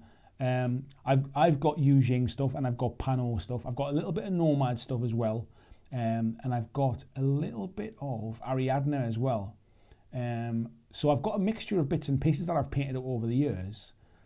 I think it's like from a local area perspective, mate. I mean, obviously with lockdown and stuff, it's not great anyway. But Infinity doesn't really have a huge following in my local area. Like I've got Aristea, and I can hardly get a game of it if I'm honest. So I'm not sure. I like what they've done with N4, and I love the Infinity aesthetic. I've mentioned this before. This room. In fact, I tell you what, the quickest way of me showing you is if I take a picture and show you the picture on my phone. So there you go. That'll be the quickest way. And then if I show you here, that's the wall behind me there. These are all Infinity pictures. I love the kind of like that manga aesthetic and stuff. So that's what's all behind me on the wall there. So yeah, so I do love Infinity, but yeah, getting games, and it's not the kind of game that you can just pick up and play once in a blue moon. You need to have the rules in your head. Do you get a chance to play it much, mate? Is there much of a local scene, or do you have kind of like mates who play it? Phil saying there's no Infinity players around me. Love the minis, but end up selling them on eBay. I never even sell them. VG saying the HeroQuest board is 26 by 19, 26 inches. It's not as big. Nah, it must be bigger than that, mate. Is it surely? I mean, how? 26 inches is only 2 foot. I thought it was as big as that already, mate. Luke saying, anyone recommend any good games on the Switch? I realised I bought it for my son, but I barely have a sniff of it. done Mario Odyssey and Zelda. I would recommend Luigi's Mansion 3, mate. I love that game. What else would I recommend? I'm trying to think what else I've played recently. Zelda Breath of the Wild I've been playing. Mario Kart, obviously. Skullmunch, I also hate my paint jobs until I throw Agrax on it. To be honest, mate, I'm kind of at that as well. If I feel like if I'm getting to that point, just throw a wash over the top of it and highlight it back up and I'll be done, and that's kind of where I am. Bobby said I'm painting a couple of minis from a game called Moonstone later this year. Do you know what it's like? I've heard lots and lots of good things about Moonstone, mate. It's a bit of like kind of like a cult following indie game. If I remember right, there's no dice in the game. I'm pretty sure there's no dice. Bobby says paint. Barry says you have a point, Andy. Blood Bowl players are pretty fanatical. The community kept the game going for over a decade on their own with no support. Yeah, part of me thinks that the vast majority of Blood Bowl players couldn't care less whether GW released stuff for it or not. It's like, this is our game. You didn't want it. We'll just keep playing it. If you release some nice models, we might buy them. But at the end of the day, we don't really care what you do with it. That's the impression I get from that. Vijay said, yeah, I like the new rolling Blitzball. Yeah. Skullman said, I'm playing the new Mario 3D collection. I heard on a podcast that I listened to, mate, that the controls are not great on the new 3D collection. Is that right? Joachim saying, it's actually the GW store where mostly run campaigns in Sweden. First there was the Warcry one, and then they were supposed to run Necromunda campaign, but we got the COVID restrictions. The GW in the UK tend not to run campaigns. They tend to run like ladder leagues and things like that, or more pickup games. Peter said D&D board games always manage to stay under people's radar. They're fun, simple enough to entice non-gamers. They aren't that expensive and come with a ton of minis. I'm surprised I don't know more about them, mate. Steve saying, not in mine either. Shame as I love it. Yeah. Do you know what? I assume we're still talking about Infinity. Infinity is a game that has been around for about 10 years now. And that company pretty much makes their money off the back of one game. And I never see it played anywhere. There must be some huge followings elsewhere. It must be huge in, say, Spain, for example. Or maybe I'm just kind of blinkered to it. Where was that one? Where was that one? That was it. Skullmunch, yeah, it's true. I think we got rid of the multi-ball cards in season 2. Skullmunch, Moonstone is cool. Tony saying that he finds them a bit too simplistic, but they are good fun, especially with the right group. I think that's the D&D stuff he's talking about. Spylord says, a quick question for you, Andy, as I'm launching my own channel. What's your light setup there? It looks nice and soft. So, mate, I have a soft box to my right here. I have a ring light behind the camera. I then have an LED light to that side, and then I've got another LED light behind me as well. But I think some of it is to do with the camera and the lens as well, mate. I think it's I've played around a long time. You need way more light than you think, because as soon as you start turning the ISO on a camera, this is where I'm going to get technical now. The more light you let into a camera, the more grainy the picture comes, and the lens that I've got allows me to take the f-stop down to 1.4, which means that it really blurs out the background, but lets loads of light into the camera. I've got another lens where the lowest it'll go is like an f-stop of about 4.5, and you need a lot of light to get the ISO down. So I think it's a combination, mate, of a decent lens, quite a lot. Like the room itself is relatively dark, but I've got me lit and I've got the background lit. So if I move across, you can see there's a light behind me here that is shining up on the wall behind me.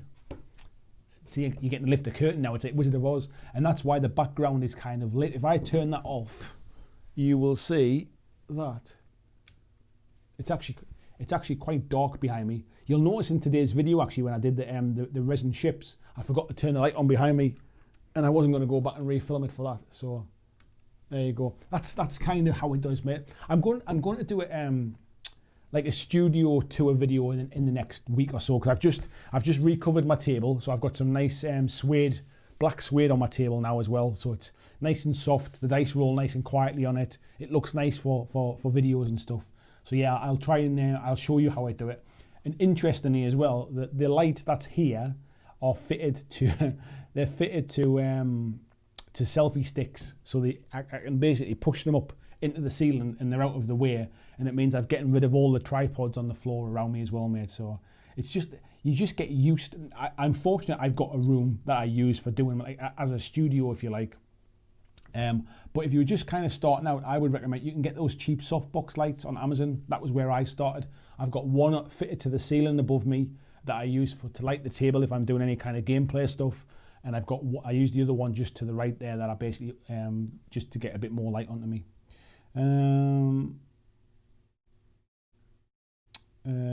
Super Mario 3D All-Stars, Cthulhu Tactics for Switch. Mark's saying 3 or 4 of us, but as you said, it's tough to get regular games.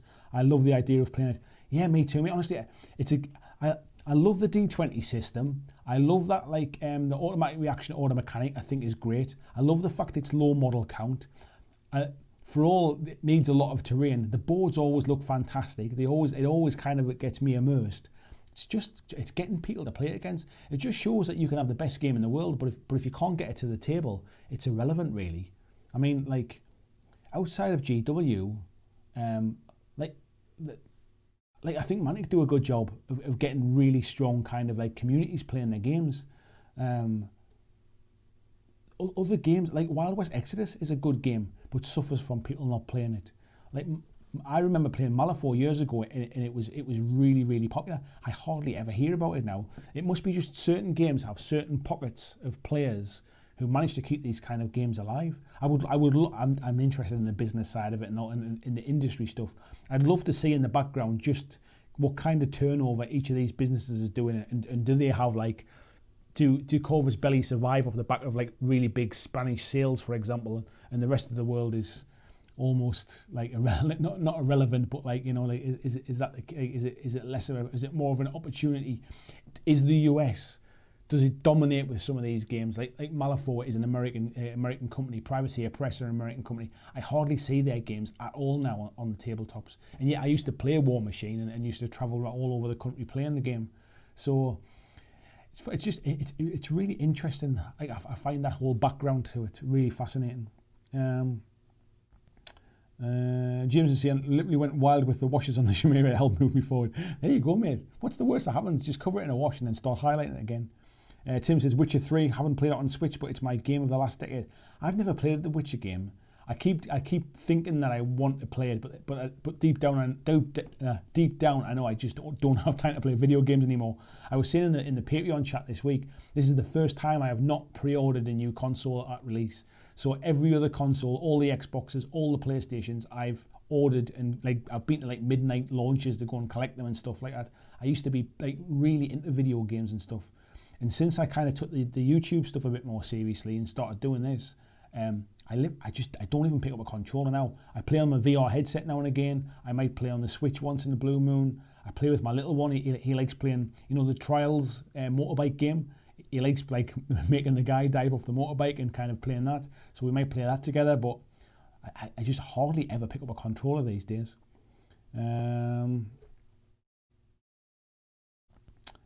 Williamson, I have a friend who's into Infinity and he's been for years, but he is deep into it and plays frequently, casual and tournaments. He's a retired line officer and he's devoted to the game. I think some people really are, mate, yeah. Colton's saying, yeah, Mario Kart 8 Deluxe.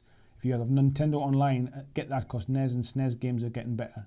I should have a look at that, mate. Skullmunch saying, only Dice and Moonstones, the ones you drop as Moonstones. That's right, you kind of drop them, don't you? And that's where they are in the game. I remember seeing that now. Where did that one go?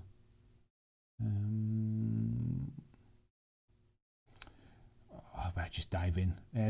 Skullmunch is saying, yeah, the controls are atrocious in the new game, but I think they were in the original games too. We're just used to slick controls now. I think that's probably what it is, mate. It's I listen to the Cranky Gamers UK podcast, and I keep in touch with video gaming through listening to that podcast. I don't actually play video games anymore, and I think it was him that mentioned it. Ryan says, I'm going to head off. It was good to chat and chill. Thanks for coming in, Ryan, mate. Take care. Colton said he's only played Super Mario 64, but the camera does feel a little wonky, but that's because of the 64 controls. Yeah, I think so, mate. Phil saying I think it has pockets of support in the UK, just not near me. I think most games must be like that. I remember like in like Leeds had a massive Malifaux following for quite some time. I remember Tony, who's in the chat now, says his local place like played a lot of Guild Ball. Don't play any Guild Ball in the Northeast when that was at like at its peak. It never got played up here. It's like in the Northeast, outside of like the Mantic group really that I helped kind of kick off a little while ago. Outside of that, it's just 40k in AOS. That's pretty much all you can really get played. There is a local kind of like gang of guys who basically I've been kind of sort of chatting to, and they play pretty much everything that's out there. So I was planning for one of them was going to come over in October and we're going to play some games here. However, now we've got this lockdown thing, he can't come anymore now. But I'm looking forward to at some point in the future sort of hooking up with those guys. I'll just dive back in here. Lebs is saying f1.4. Wow, so you're able to get the ISO down to 100. What camera do you have? Yeah, I mean at the minute the ISO on what you're seeing now, the ISO is at 200 basically, and I've got a Canon is it a 250D, so it's not a particularly expensive camera.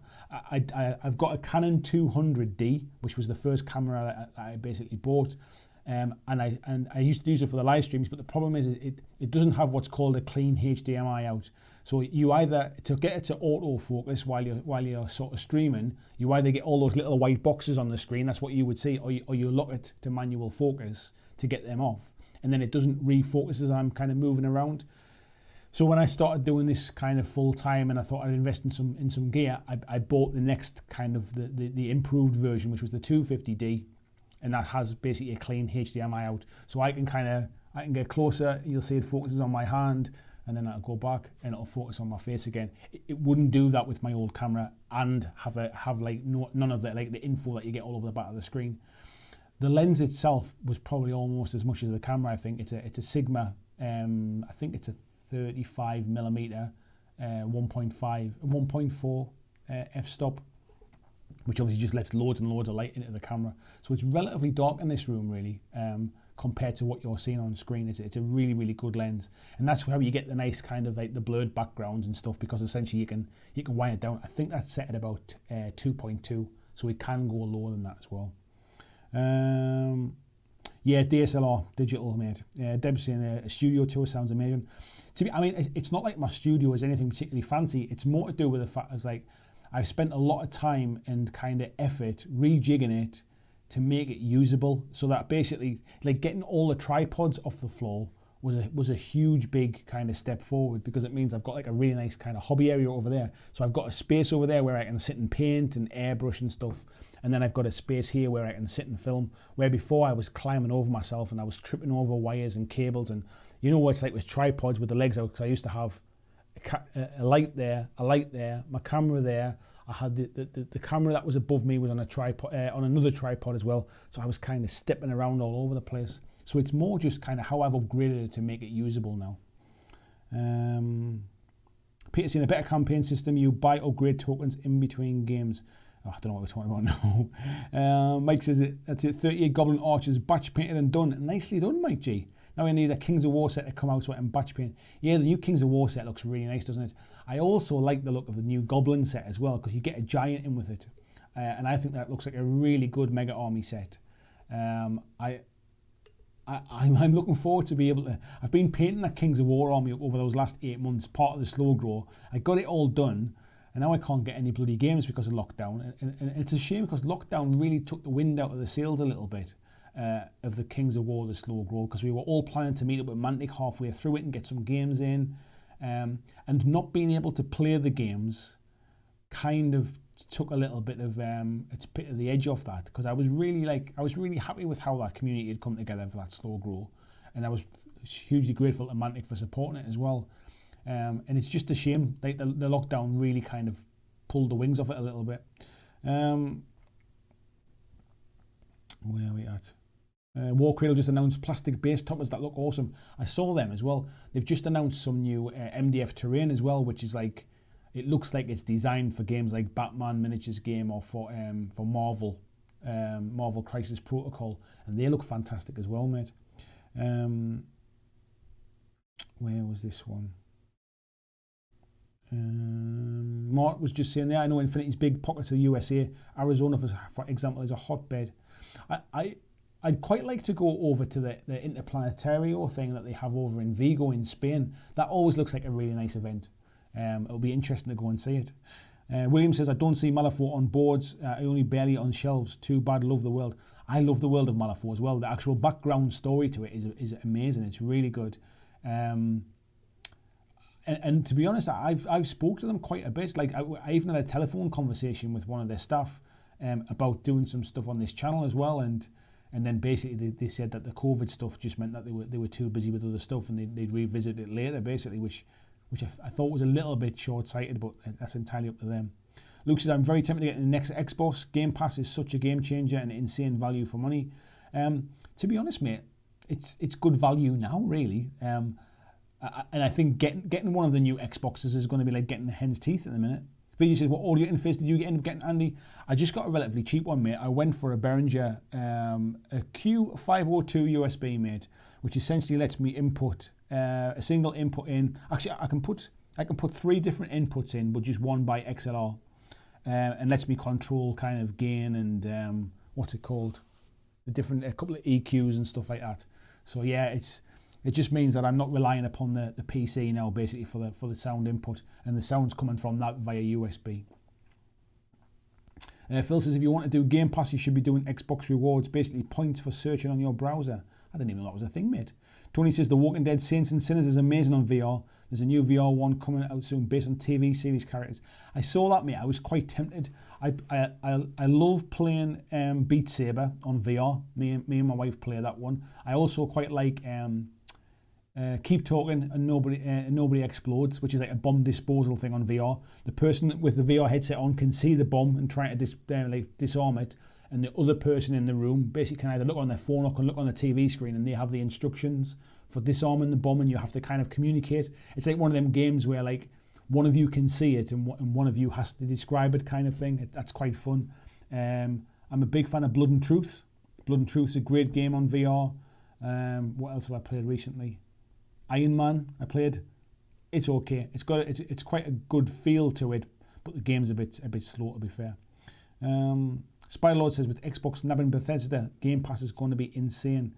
It's going to get to the point where I think for more casual players, the ones that don't buy like the latest kind of games of the day of release type thing, Game Pass is just going to be like, it's just going to be a game rental service where you pay and just kind of play the game you fancy playing. I quite like that idea, but the price needs to be right. Vijay saying, if anyone is after a fun 80s game, I can vouch for Back to the Future Dice Through Time. Played 2 games last week. I saw this week, I don't know anything about the game made, by the way, but I saw this week there's a Back to the Future musical coming. There you go. The musical that nobody ever asked for. James said, I went through a decade of PC gaming, but since being tied to a PC all day, I just went mad and pre-ordered 2 new Xboxes.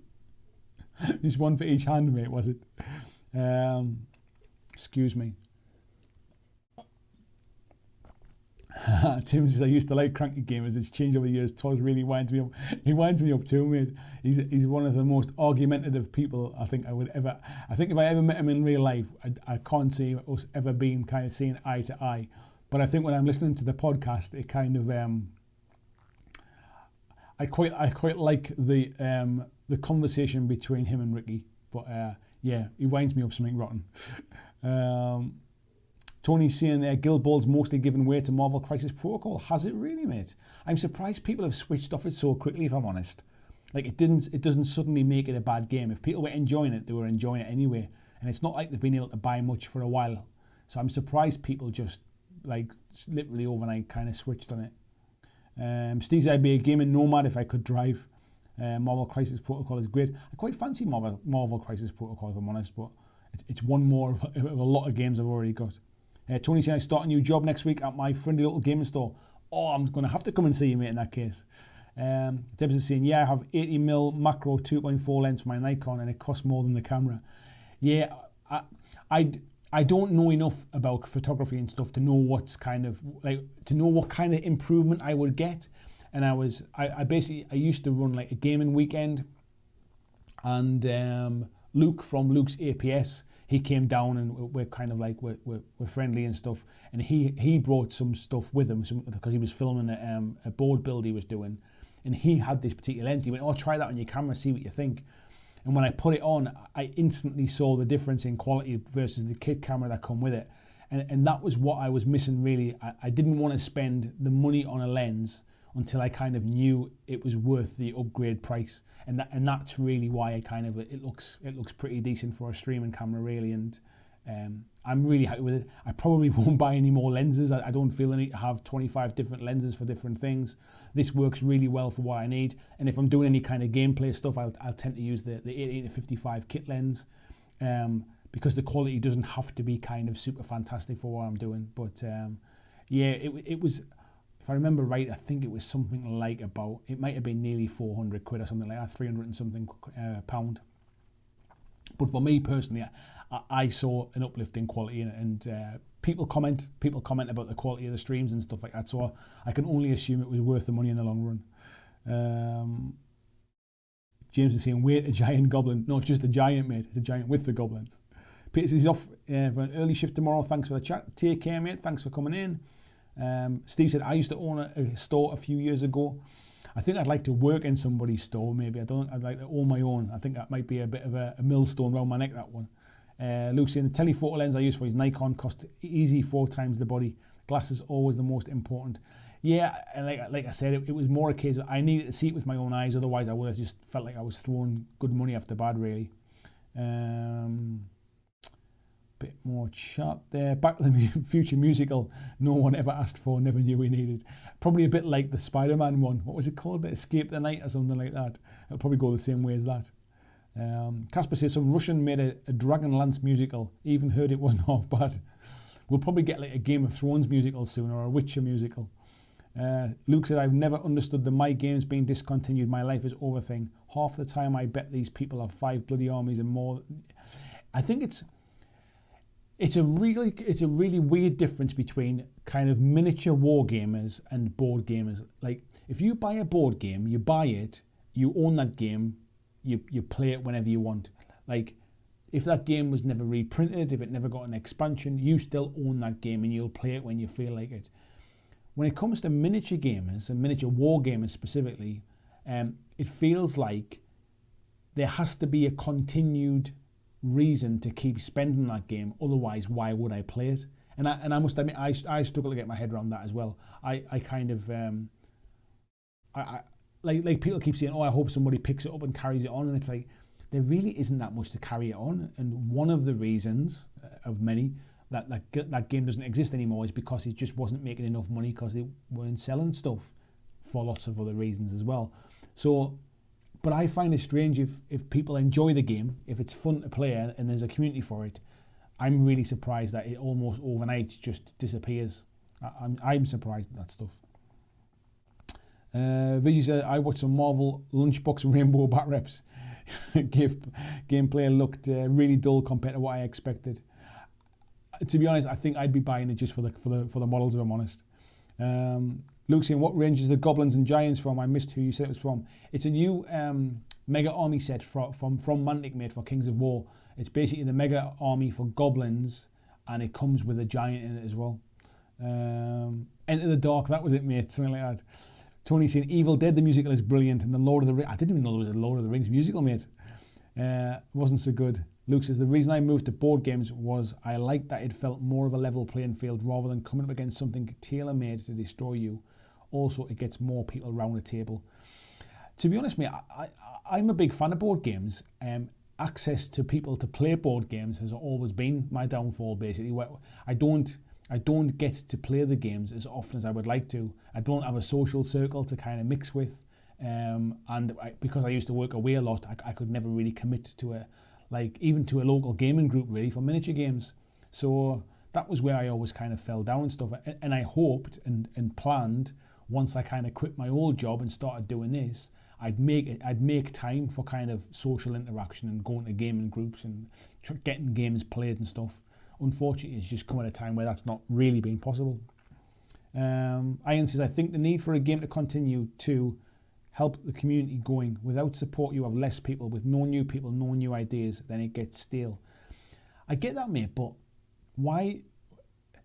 You don't necessarily need a community to play a game. If you and your mate, or you and a couple of lads down the local club or the local store play a game, and you play against the same 2 or 3 people every week, it doesn't really matter what happens to the game. That's my point. I get that, like, tournaments and stuff might die off. Like, not every game is a Blood Bowl. I think Blood Bowl is almost the exception that proves the rule. But if you're playing a game and you're enjoying it, just because the company pulls the plug on it, doesn't mean that the game disappears overnight. It's not like they've came around and robbed the rules kind of thing. That's what I find strange. I get that people want to buy things for their armies, and they want to buy things for their games, but to stop playing it completely, I find strange. James says, I don't understand why people get angry when their game is no longer supported, but I also understand. I have Blackstone Fortress and I'm sad it's now finished, even though I've never played it. I don't even get that, mate. That's more about it's finished because it was a story that continued and ended with expansions, in the same way I've got Silver Tower, and there's no expansions for it. It is a self-contained game. I find that like a bit weird, really, that people feel the need that the game has to go on forever. Why can you not? If it's such a good game, why can you not just enjoy it for what it is? It's like if you've got a video game that is a single player story and you finish it, does that, because you've finished it and you're not going to play it anymore, does that make it a bad game? Would you not go back and play it again? Or like, that's the kind of thing anyway. Luke saying, it's a shame we don't live closer. You'd fit right in with my lot if you can take a lot of smack talk over the table. Yeah, who knows, mate? In the future, when the world's in a different place, I'm sure we'll be able to meet up, sort of what's it called, like aircon, and I mean, I saw the aircon tickets are going on sale. I hope it goes ahead, mate. I mean, we're talking 6 months more like of lockdowns and stuff. I'm honestly basically pretty much thinking now that Adepticon's not going to happen again, that I won't get there next year. Like, I never dreamed that, like, when it was cancelled this year, that next year's might be a complete write-off. And the worry is that a lot of these events rely upon the money to keep them going, and they have like staff that it takes all year to organise these things. There are going to be some serious events, like UK Games Expo could completely go down the pan if they don't open next year. My phone's going mad there, or my watch is going mad, I should say. VG said, I listened to Miniac's rant about Guild Ball on an episode of Trapped on the Plastic the other day. He really lost his shit over it, and like you mentioned, he was trying to rally support to get the company to continue it. Seemed really desperate. Felt like a tantrum from a spoiled child. I honestly just don't get. I mean, I know a lot of people are pissed off with Steamforged about it, right? And everybody can react and they can feel how they like about it, right? I wasn't kind of deep into that community. People have like sent me like shitty messages because I've said good things about God Tier, like as an example of that community, to be fair. So screw that. But at the end of the day, a company is out there to make money, and if something isn't making money and it is essentially losing money because the resources that they're putting into it are not getting a return on that investment, then what do we really expect these companies to do? Like, if it was my business, like, let's just say, right, for example, I mean, my business model, you know how it works. I don't take payments from companies. I rely upon the support of the community to kind of to fund the fact that I can make stuff that people might not see elsewhere. That's how I work. If I kept making videos that nobody watched, and all my Patreons cancelled their Patreon, and nobody watched my videos, I'd be stupid to keep making that same video, wouldn't I? And that's kind of how I see this, basically. There has to be some kind of business head. By all means, have passion projects. By all means, kind of sort of cater to a community, if you like. Maybe even a small community, but not at the point where it costs you money to do so. And that's kind of where I think Guild Ball got to, really. And I'm not saying that Steamforged are kind of innocent in it. I'm sure they made a few mistakes, and I'm sure they've learned from it as well. And there's obviously been a lot of issues with getting product out there, but they seem to have learned from it. I don't see any issues with God Tier, and there's new stuff coming all the time. I don't see any issues with it, like some of the new stuff that they're releasing. So I just find it strange, mate. Where was this one?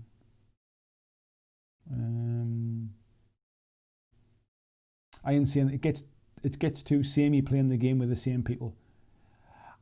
I'm sure it does, mate, but that's how most people play.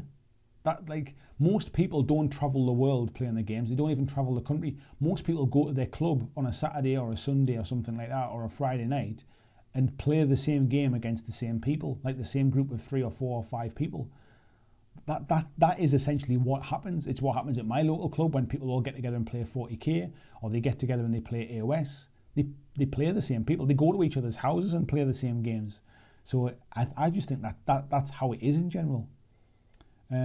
Paul saying part of the competitive hobby is the constantly evolving meta. Once a game is no longer supported, anyone who plays competitively loses a big part of what they enjoy. I get that, mate, but there hasn't been that much released for Guild Ball in quite some time. And that's the whole point, basically. They've been playing through that with not really much happening. So to just literally turn it off overnight, that's basically like, that's them spiting their nose off to bite their face, basically, at that point. That's the way I see it anyway. Barry says there's still a small group of us that still get together to play HeroQuest. Even my 16-year-old plays with us. James, I think people are used to video games being updated all the time now. Games as a service. People want everything as a service.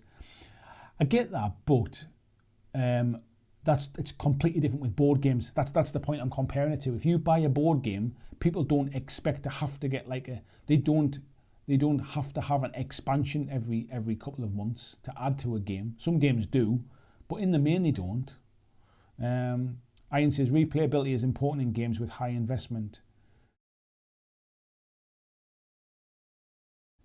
So what's replayability? Yeah, I get that. So where does that fit with something like 40k or with AOS or with Kings of War, or like, you have to invest to build an army. Those people play that game pretty regularly, probably with the same few opponents. I think it's more to do with I think the war gamer is more of a hobbyist than we think, and I think they feel the need to have something new for their game on a regular basis, where board gamers just go and buy a new board game. And I think that's why I think it's the need to have new stuff all the time. I think that's what it is. William saying the small scale gaming with a few like-minded friends is 90% of my gaming. Don't feel like I'm missing anything. Tournaments from time to time are cool but optional. I agree, mate. That's pretty much me as well. Vijay says can't wait to go over the UK to play a Blitzball in person. I tell you what, mate, it will happen one day. I'm absolutely certain. Spiderlord says no Adepticon, no Salute. Yeah, I think Salute will be in serious trouble. There'll be no Adepticon, be no Salute. UK Games Expo will go. A lot of these smaller kind of sort of local shows and things. I tell you what, I mean, obviously the lockdowns are for serious reasons, and I completely understand them, but it has some wide-reaching kind of like effects, really. Carla says, any plans for more Burrows and Badgers videos? Potentially at some point. One of the reasons I never really got any further is that I didn't really have any terrain or anything for it. I didn't have any stuff. I've now got that Battle Systems terrain that I can probably proxy in and do some stuff with. So yeah, who knows? Who knows, I might do. I think you could host a hobby round table on some of these topics. I would love to get involved in like a bit of a kind of like a proper conversation, like a round table type thing with that. You get them a lot for board game channels. You don't see them a lot for tabletop gaming, for miniature gaming and stuff. Because I think most people, and it's true of most like YouTube channels, they tend to just focus on that one game. There aren't many channels that talk about multiple games. Like I think the Weekender for Beasts of War, or On Tabletop as they're called now, their Weekender video is the only video I watch of that channel. I love the fact that they all kind of sit around and talk about stuff. I don't see that enough in tabletop world. I also don't know enough people to get them together and talk about it. Casper says, bought myself into Guild Ball but never played it. I've got a couple of Guild Ball teams, and I've got the kick-off starter set, and I think it's a fun game. Like I say, there was never any local players for it, really. Luke says, I've booked my hotel for aircon. Obviously, I cancel it. Mark negotiated perfect terms, so it's not going to hurt them. I wanted to go to work I want to go for work to network for the new Game Found stuff coming this year. Yeah, I really hope it does go ahead. I think the problem is with some of the, and I don't mean Aircon's a smaller event, but I think with some of the larger events, especially if you take UK Games Expo for example, they work all year round and they have to invest money and spend money to get ready to go. And I'm sure Aircon does too, but maybe to a smaller extent.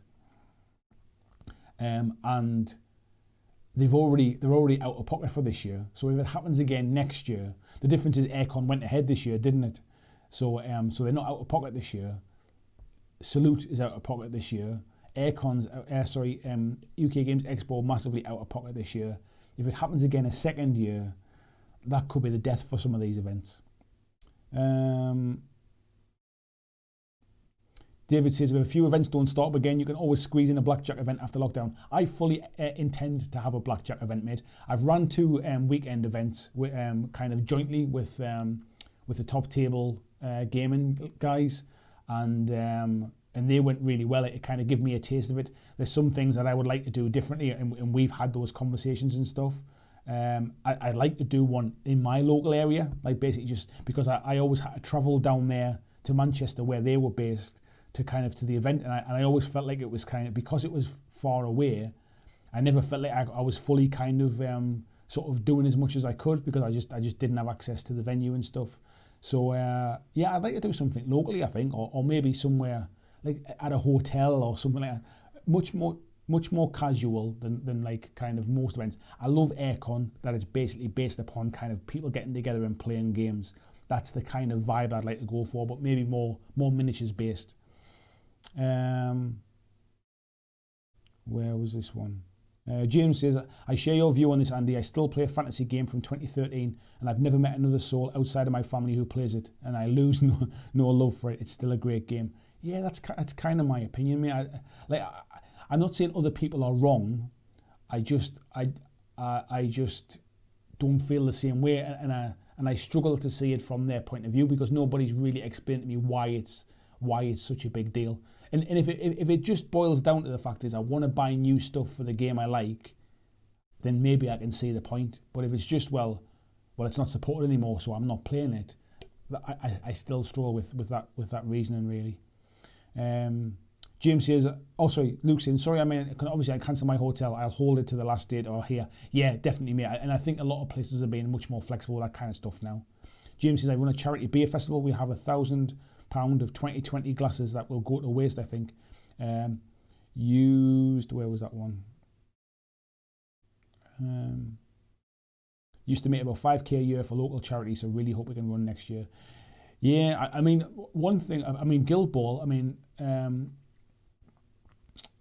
Jay, who runs the Top Table Gaming channel, used to run the biggest Vengeance, which was the biggest Guild Ball event in the Guild Ball calendar, and I think he's about £2,000 out of pocket, because basically when Steamforge pulled the plug on the game, everybody just wanted their money back for the tournament, and that's the bit I can't get my head around. Why did everybody suddenly not want to go to a tournament for a game that they'd probably been looking forward to playing?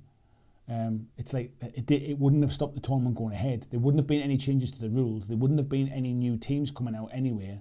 So why did everybody just suddenly throw the toys out the pram and not want to go to an event? I found that kind of stuff strange, really. I would have thought that would have been the perfect thing to do, even if that was the last games you ever played of it, to go to an event and see all those old friends that you might not get to see again and stuff. I would have thought that would have been a good thing to do. Vijay says he was really pissy about the fact that they put it back on the community about how the game was so finely balanced, there was no room to grow it. He was upset as he thinks that's a good thing. I think the problem is, I honestly believe, and I know very few people share my opinion, I don't believe they blamed it on the community. I think they basically said that because the game is designed to be competitive, we've basically backed ourselves into a corner. It's not because the players are overly competitive. They designed a competitive game and they got to a point where they ran out of space to develop it any further without significant changes. They said that themselves basically.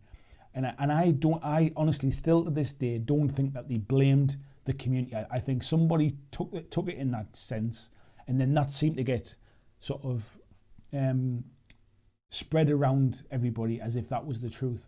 I still think the way I read it doesn't read like that, and I could be completely wrong. Maybe they did mean that, but that's not the way I read it. The way I read it was that they were almost blaming themselves. We designed this ultra competitive game. That was what we wanted to design, and we basically designed it into a cul-de-sac. That was how I kind of read it, and that they've learned from that, and that's why they're doing some different things with God Tier, for example. And I think God Tier is all the better because of the mistakes they made with Guild Ball. I think God Tier is all the better for it. But then maybe because I'm not close enough to that game, maybe I would feel differently if it was my game that was ending. But I still think that I feel like they're getting a lot of flack over people potentially taking it the wrong way. It is my viewpoint and how I see it, basically. He says, you can tell he's the sort of guy who studies rules for hours and then expects that because he's put more in studies time, he should win. Some games are like that, mate. Vijay said, I do the majority of my game with one person and we never get bored. I do the majority of my gaming with like 1 or 2 people, mate. Ian says, I wonder if this is a UK versus US difference. I don't know, mate. I think what happens is the vocal people are the ones that are the ultra competitive gamers who expect the meta to be constantly shifting and changing, and maybe that's the difference. We're just hearing from that side of the community. I'm sure there's a huge amount of people who just play the game quite casually, and to them nothing changes. They'll still just play the game casually with a few friends. Paul says, I think people probably assume that there hadn't been anything due to COVID-19 and so continue to play thinking that it was going to receive some support. I think the problem is that there's been issues going back like for 12 months. I don't think it's got nothing to do with COVID in this instance, I don't think. I know they said they blamed COVID, but I think what they said was that they had some plans and then basically COVID hit, but that doesn't get rid of the plan, that doesn't kind of paper over the cracks that for 12 months they hardly launched anything, I think, basically, or there was never anything in stock. They had like supply issues and stuff. And I think, so people hadn't been getting new stuff anywhere, but not because of kind of pandemic reasons. They hadn't been getting it because they could never buy it anywhere. Spiderlaw says, I'm just not into the solo game and it's a bit odd. Yeah, I don't play a lot of solo games, if I'm honest. I prefer to kind of, that's what I mean, is I'd rather play a bad game with somebody I enjoy playing with than play a really good game solo, basically. Luke says, we joke when we call it plastic crack, but the signs of addiction can be worrying sometimes with people's behaviour. I think there's more to it, mate. I think there's an element of that in there. Paul says, I think some of the smaller shows aren't run as businesses, will probably be okay. Salute is also run by a club, so again, it might be okay. Yeah, I hope so, mate. I hope basically they don't have to like pony up the money for what's it called again? The XL Centre. I hope they don't have to pay like sort of 10 grand up front or something like that, and then they hope to recoup that through ticket sales, and then basically everybody gets their money back because it was cancelled and they don't get their money back from the event. That's the only way that kind of thing would kind of bankrupt them, if you like. Spylo said, one of my favourite bands just went on an infinite hiatus due to lockdown. They literally have to go get jobs. Scary, isn't it? VG says, Hobby Roundtable, Andy, Adam, Pete and Robin from Agents. Make it happen, VG. You're the wheeler dealer. I'll do that. Yeah, Paul saying UK Games Expo is a big business though and could struggle. I remember the kind of hearing from the owners of that, just how much money they have to spend up front. And like I said, they spend a whole year trying to organise that. The solo wargaming shows in as well. Hello, he says, I would join a Hobby Roundtable. Let's get it set up. Let's get a topic in here. Let's get it set. Luke says, yeah, I watch Weekender and XLBS in the vlogs. That's all I watch from them. Maybe the odd playthrough. Yeah, I watch the odd playthrough very, very rarely unless it's something I'm really interested in. I might watch some back catalogue stuff if there's a game I'm interested in. Like Black Seas, for example, when I was doing the research for this, I went back and watched one of their Black Seas videos, but at the time it didn't interest me. But yeah, the Weekender stuff, I just feel that that's when you see the personality coming across, when some of the gameplay stuff just feels a little bit like going through the motions. And I can understand why, because I know exactly what it's like to try and concentrate on the rules, make sure all the cameras are working, switching between cameras. Like, some of your personality disappears when you're trying to do all that kind of like moving and stuff. And that's what I like about the weekender ones, basically. It's just like, it's just banter. It's like friends sitting around a table, if you like. Solo Wargaming Show says, been in the hobby a long time, things come and go. It certainly does. Luke says, Dan and I said aircon Dan and I said aircon could be the pandemic bookends. It finished it, it started it. Do you know what? I honestly thought we'd be in a different situation by now, and not wanting to go into all that. I'm now less optimistic about the future, and I honestly feel that where we are now is we're just kind of waiting this out until we find like a, what's it called? Not a solution. You know, like an injection. Where I can't even think of the word now. Oh, what they call, like a vaccine. Sorry, that's the word I was trying to find. I think we're kind of waiting this out until we find a vaccine, and then even when we find a vaccine, it could be years before everybody's kind of had it, really. So I'm a bit less optimistic. I'm generally a more optimistic person, but the more this goes on, the fact that here we are sort of 6 or 7 months down the line and we're no better off really than we were back in March, that kind of worries me a bit, I'll be honest. Ian says, here, could you put out a topic? You could put out a topic for a round table and fill any gaps from your Patreon. I think it would be cool to hear lots of different opinions on different issues. To be honest, I'm overdue a couple of Patreon podcasts. If any of the Patreons want to get together and have a bit of a round table, I will happily record it for our Patreon podcasts as well, because I completely forgot about them, and Luke reminded me the other day. So yeah, maybe that's something we should chat about in the Patreon Discord. Mark said, after watching your video on Rise and Fall of Anvalo, I ordered it, so that's Saturday night sort of with the missus. I quite like that game, mate, actually. You'll enjoy that. Mark said, we had that one. Tony said, you'll always have a place to stay in Leeds, mate. Well, in that case, mate, I will take you on that at some point when we can. Jim said, I think I want to buy new stuff for a game I like. I like buying stuff. I like buying stuff too, mate. And that's why I think I like to get lots of different games. I think that's why I would struggle to just play one game and only one game. And maybe that's the problem. If people only ever played Guild Ball and then there's nothing more coming for it, they think, well, why should I keep playing it? I might as well jump ship now and find another game I can buy stuff for. Maybe that's part of the story. People say about when it is. Yeah, it's April, isn't it, next year? Phil says, is Malifaux related in some way to Guild Ball? No, nothing at all to do with each other, mate. Completely different companies, completely different worlds, completely different games, mate.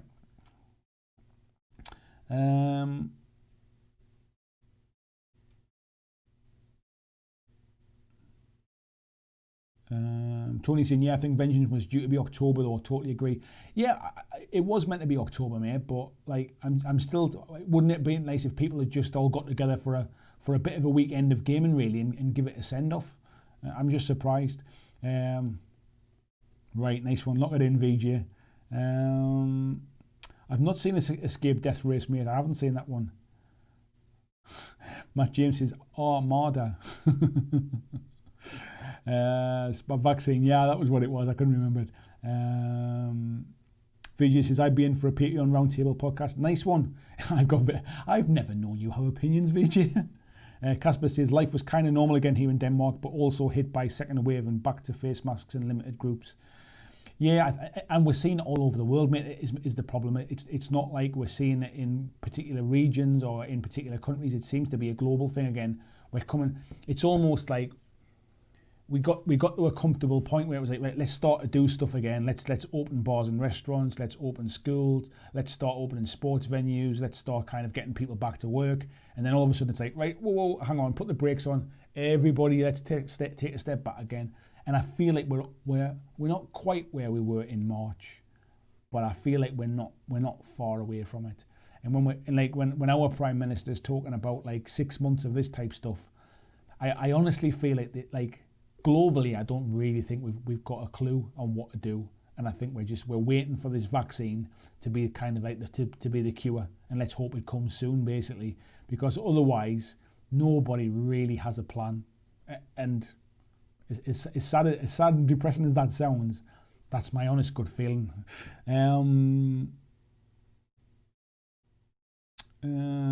Phil says, the reason I ask about Guild Ball and Malifaux from outside looking at both have very similar gameplay styles and mechanics.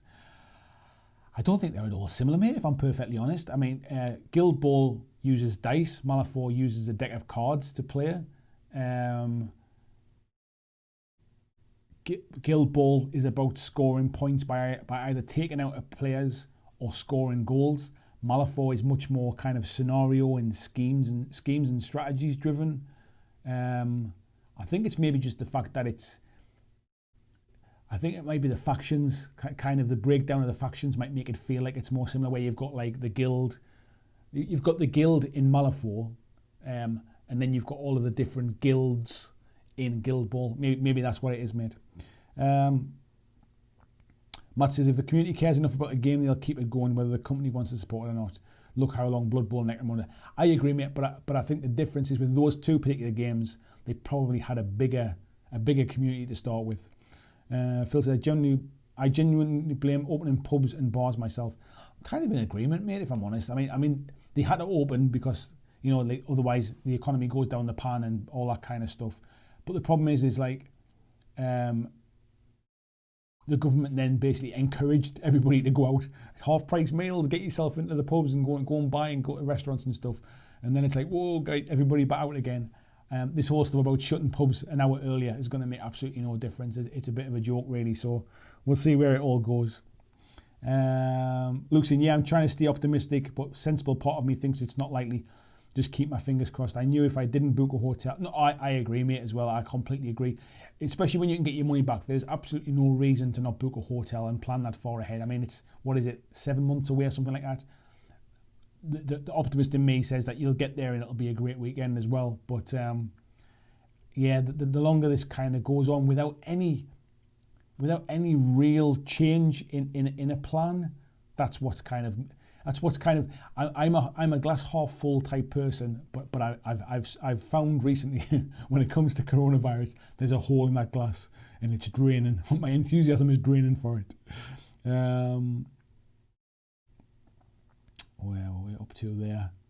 Vijay saying the second wave only hitting Victoria. Here in New South Wales, we've had 0 community transmissions for 3 days now.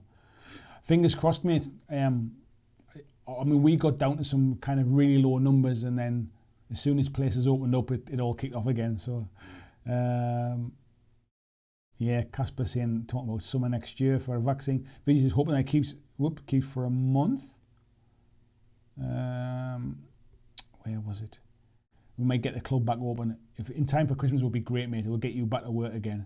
I think it's likely a vaccine will only be so effective. I think that the problem with, I don't really want to go on about kind of coronavirus, but the problem with the vaccine stuff is, look at testing. Look how hard it is to get tests. It's going to be even harder to get vaccines out to people.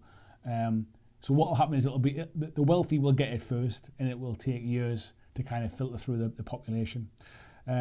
Luke says, actually not that bad in the UK though. You can only catch COVID after 10 p.m. For me, it's things like moving other miniatures, pushing and pulling templates, using similar movement measures.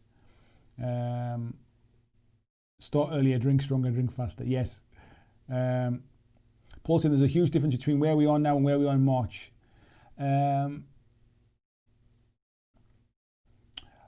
know what you're saying, Paul, and I did agree with that myself recently. However, it is rising again now. The death rate is rising fast again now. And what I mean about is where we are. I mean our reaction to it is where we are. Not kind of deaths and not number of cases and stuff. I just mean the only thing we have in place to react to this is just to basically distance society again. Nothing has changed from March to September to kind of deal with this in a different way. It's like, oh, things are rising, right? Everybody get back in the house again kind of thing. That's what I mean about we're in the same place.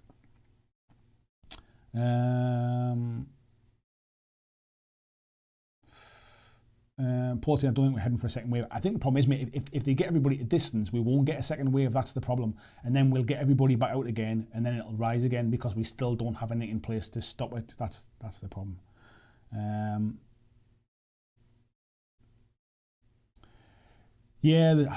what Phil's saying there as well, I kind of understand some of that as well. I've kind of got mixed feelings about it, and I think it's a really difficult topic to talk about, because if you have a family member or somebody that's died from this, you will feel very strongly about it. If you, like, I don't really have personally a lot of like old people in my family. We are a family of relatively young, healthy people type thing. Like, it's a tough one. Let's have a look.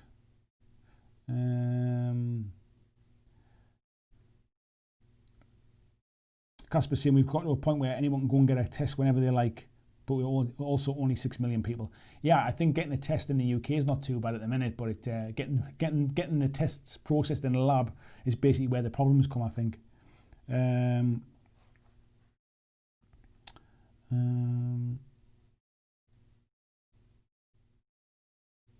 Matt says the UK government doesn't seem to be able to decide what to do.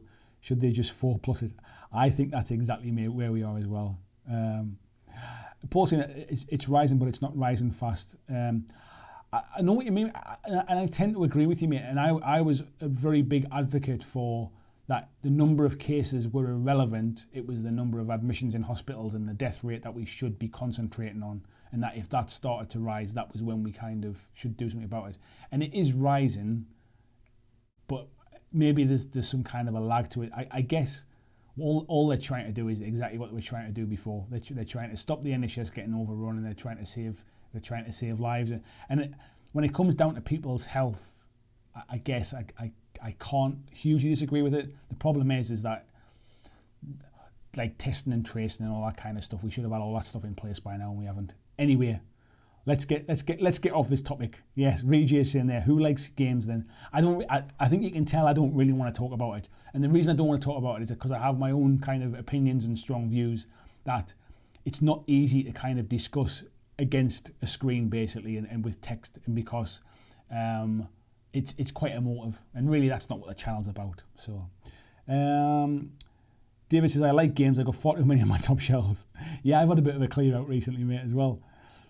So it's like someone should make a YouTube channel to talk about them. Beauty saying, sure, wear a mask when you leave home, just be as safe as you can. Anyone for a game of Pandemic? And Phil says, I'm playing 9th edition 40k on Saturday. A nice one, mate. How are we doing for time? We're coming up to 11 o'clock. Right, 10 more minutes, folks, and I'll wrap it up at 11 o'clock tonight. How are we doing? Oh, we've still got 40 odd people, and that's all right. It's enough to keep it going anywhere. Yes, let me have a drink. My throat's drying out.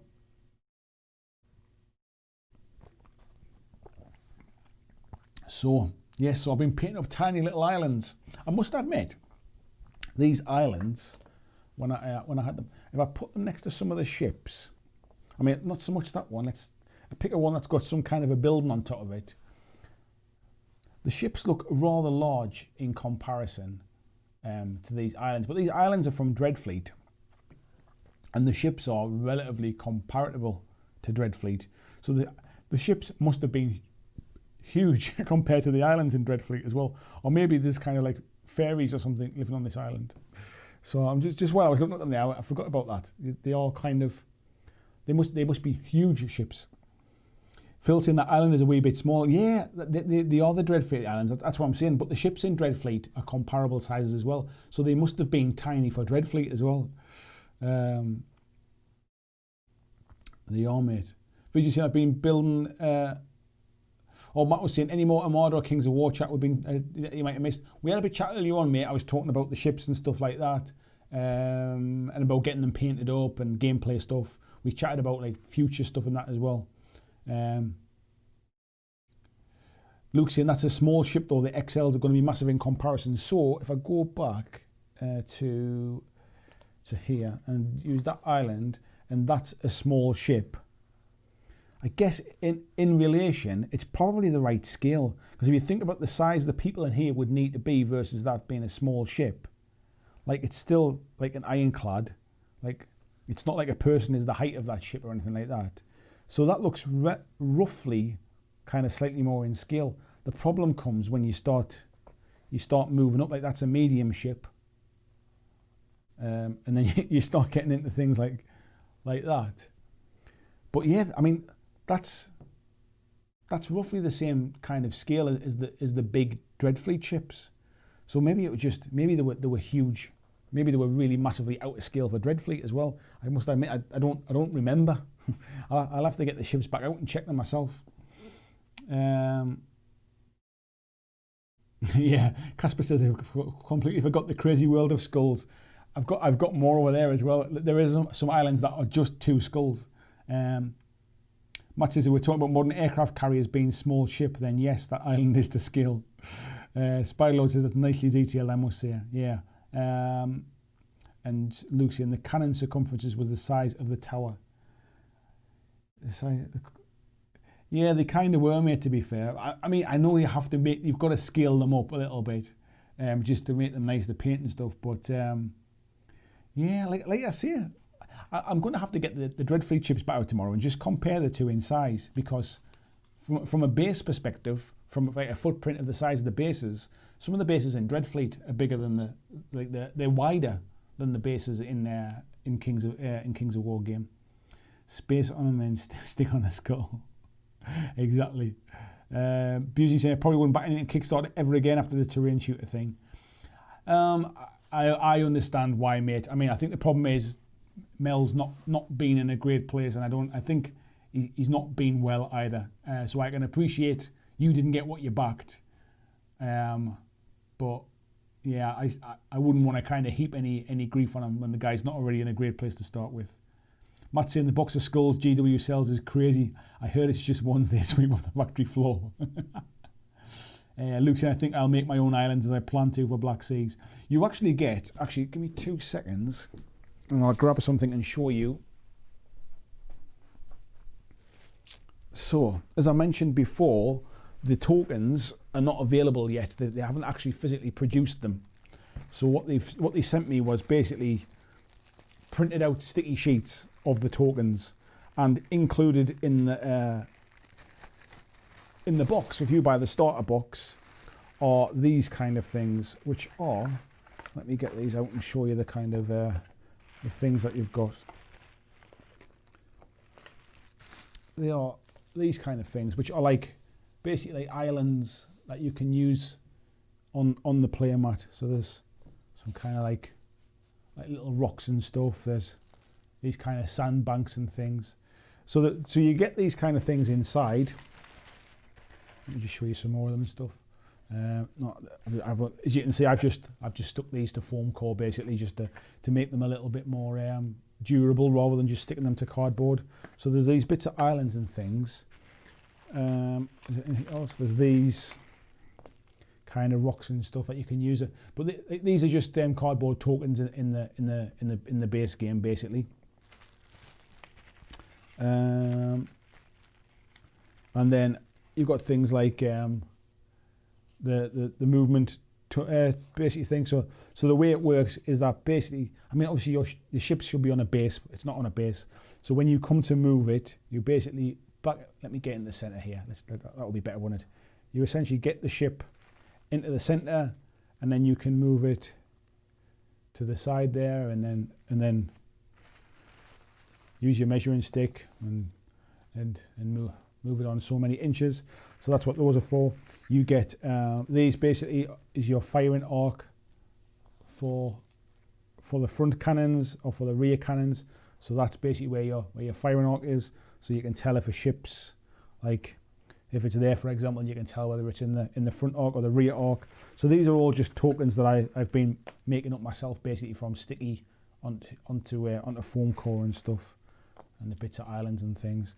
So yeah, so what I thought was, rather than just using these kind of things on the tabletop, I'd get something that was roughly the similar type size and just use them from a visual perspective. But yeah, it does look hugely out of scale by that. But I must admit, like I say, when I saw the size of the ships, when I saw the size of the ship bases, I compared them to the Dreadfleet ones, and I thought, oh well, they're similar size bases, so the terrain should work. Maybe it won't. Maybe I should have waited to paint them before I got the ships.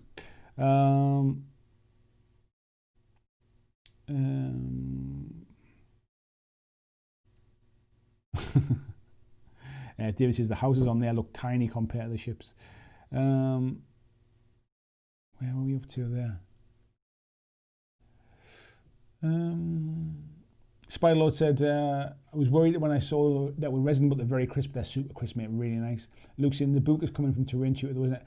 Yeah, I think that's the problem, mate. Is that he's way behind it now. He's had some kind of personal issues, and he's not been well either. There's a bit more to it, I think.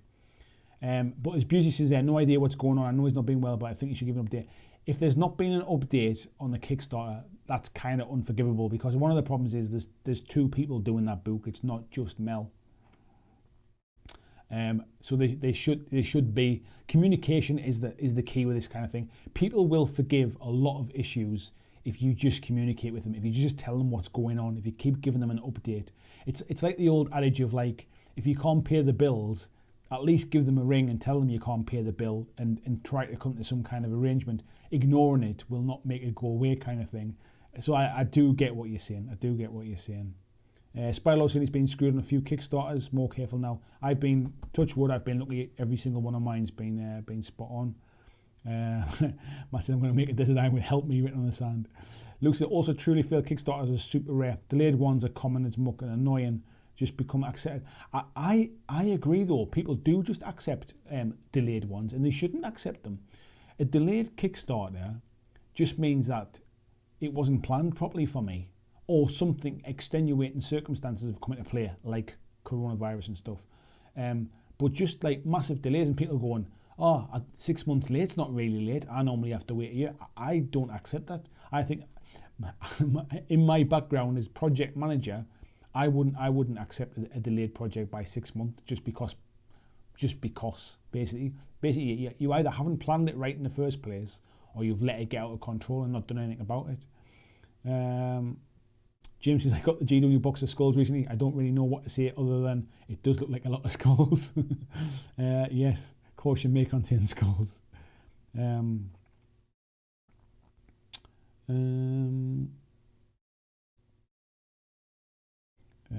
are we up to? William said, I'll mount the ships on bases. Those gun tubes look fragile. They're actually pretty strong, mate, if I'm honest. They're pretty strong. You're supposed to mount them on bases, mate. I just haven't mounted them on bases yet because I haven't primed them and stuff. I do intend to mount them on bases. They're set sizes for the bases basically, and that little, let me just, that movement token thing, that gap across the middle here, it is the exact width. All of the ship sizes have exactly the same width base, which is why it's shaped that way. VG is saying, what? Firing arcs? Clearly that's not a Primaris tank. You basically have your forward-facing cannons, your rear-facing cannons or guns, and then you have your broadsides as well. David says, bit like eggs I got recently. Had a stamp on the inside with an allergy warning. May contain eggs. You'd hope you would know as before in the box. Phil says, I saw you can get clear acrylic bases. I'll be mounting my ships on those. I don't think they're clear, mate, the acrylic bases. I think it's like two pieces of acrylic with like printed like water, basically it's the design that's on the CMAT that they sell in the middle. So you can obviously go and buy your own acrylic bases, which will be clear, but the ones that Mantic are selling are not clear. They are acrylic bases with a design. Pagan Situation says, first time I made it a live stream. Thanks for all the great content. Thank you very much. Absolutely nice to have you in the chat tonight. Thank you for coming in. Luke saying bloody skulls on GW is one of the few things that I can't stand. It's almost a kind of like it's like a standing joke that they now can't get away from now, isn't it? Luke's Spylo saying you can make islands dead easy, a bit of expanding foam. Yes, you can, mate.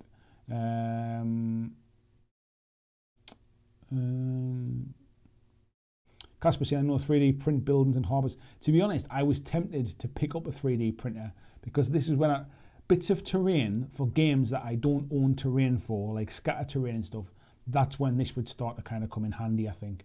Just rather than trying to source stuff online. The time it would take me to source stuff online and then wait for it to arrive, I probably could have just printed it off. Busey saying, has there been an update? I've not seen anything. Phil says, for those who are worried about the book, me and Dave have been working together to wrap it up behind the scenes. Dave will no doubt update you as soon, but it'll be clear. I've not disappeared and I'm not going anywhere, folks. Last update was 12 days ago. That's fair enough then. So yeah, that's what I mean then. Basically, communication is the key to that kind of stuff. Tim said, I'm still waiting for a comic book from Rob Liefeld, the Deadpool creator. 2013, it was back 7 years. What? That is disgraceful. Spylo says, I have a Kickstarter, Journey Wrath of Demons, that is well over a year since the last update. Disgraceful, mate. David Mackay saying, annoying, I'm waiting for Resin Goblins from Miremarsh. They decided after sending out the main Kickstarter pledges to make them in-house.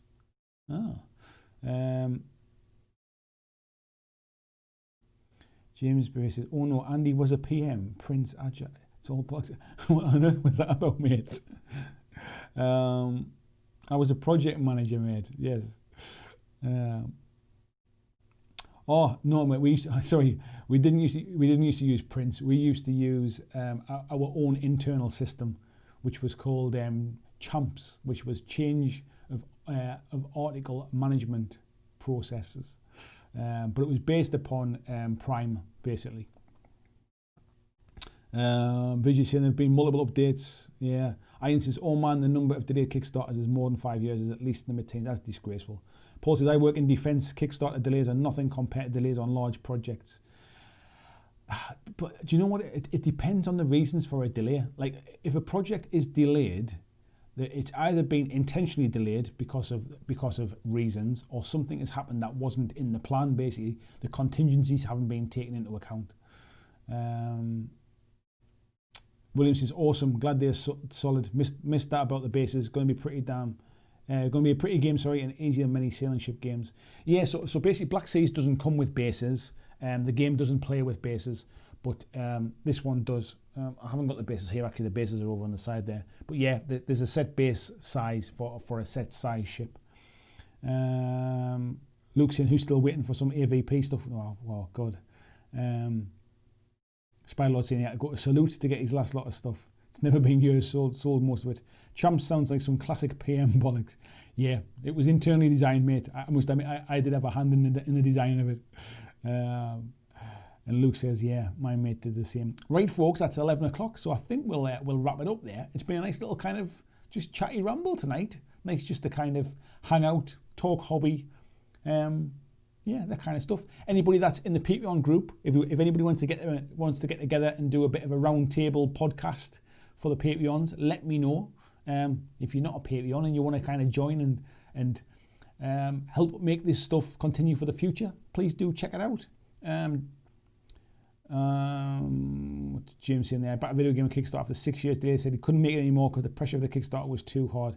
He enjoyed the 40,000 though. Disgraceful, mate. Right, folks, I will see you. I don't know. I am planning on having more videos this week. However, I need to actually spend some time getting this game to the table. So as I've already done 1, 2, 3, 4, 5 videos this week, I potentially might spend Thursday and Friday getting Armada ready to go. So I'll see how things go, but I'll definitely be back on Monday for the live stream if you don't see any more videos. But there's been a load of content in the last 3 weeks, loads to go and check out. Plenty of stuff if you've missed anything. So if you're looking for something to watch, I'm sure there'll be videos there for you to see. And if you want to see these ships in a bit more detail, check out the videos that I put up tonight. And I will see you all either in the Discord chat, if you're a Patreon member, or I will see you on Monday's live stream. So take care and have a good weekend. Thanks for watching my video. I hope that you really enjoyed it. And if you did, why not consider clicking on the suggested video below to see more of the work that I've done. If you'd like to support the long-term sustainability of this channel, why not consider checking out my Patreon, where you can pledge and support from as little as $2 a month. And there is lots of different tiers and bonuses, which will give you access to a private Discord server. It will give you free t-shirts, free mugs, a podcast every month, and a number of other things, including getting your name at the end of every video, like these awesome folks who already support me now.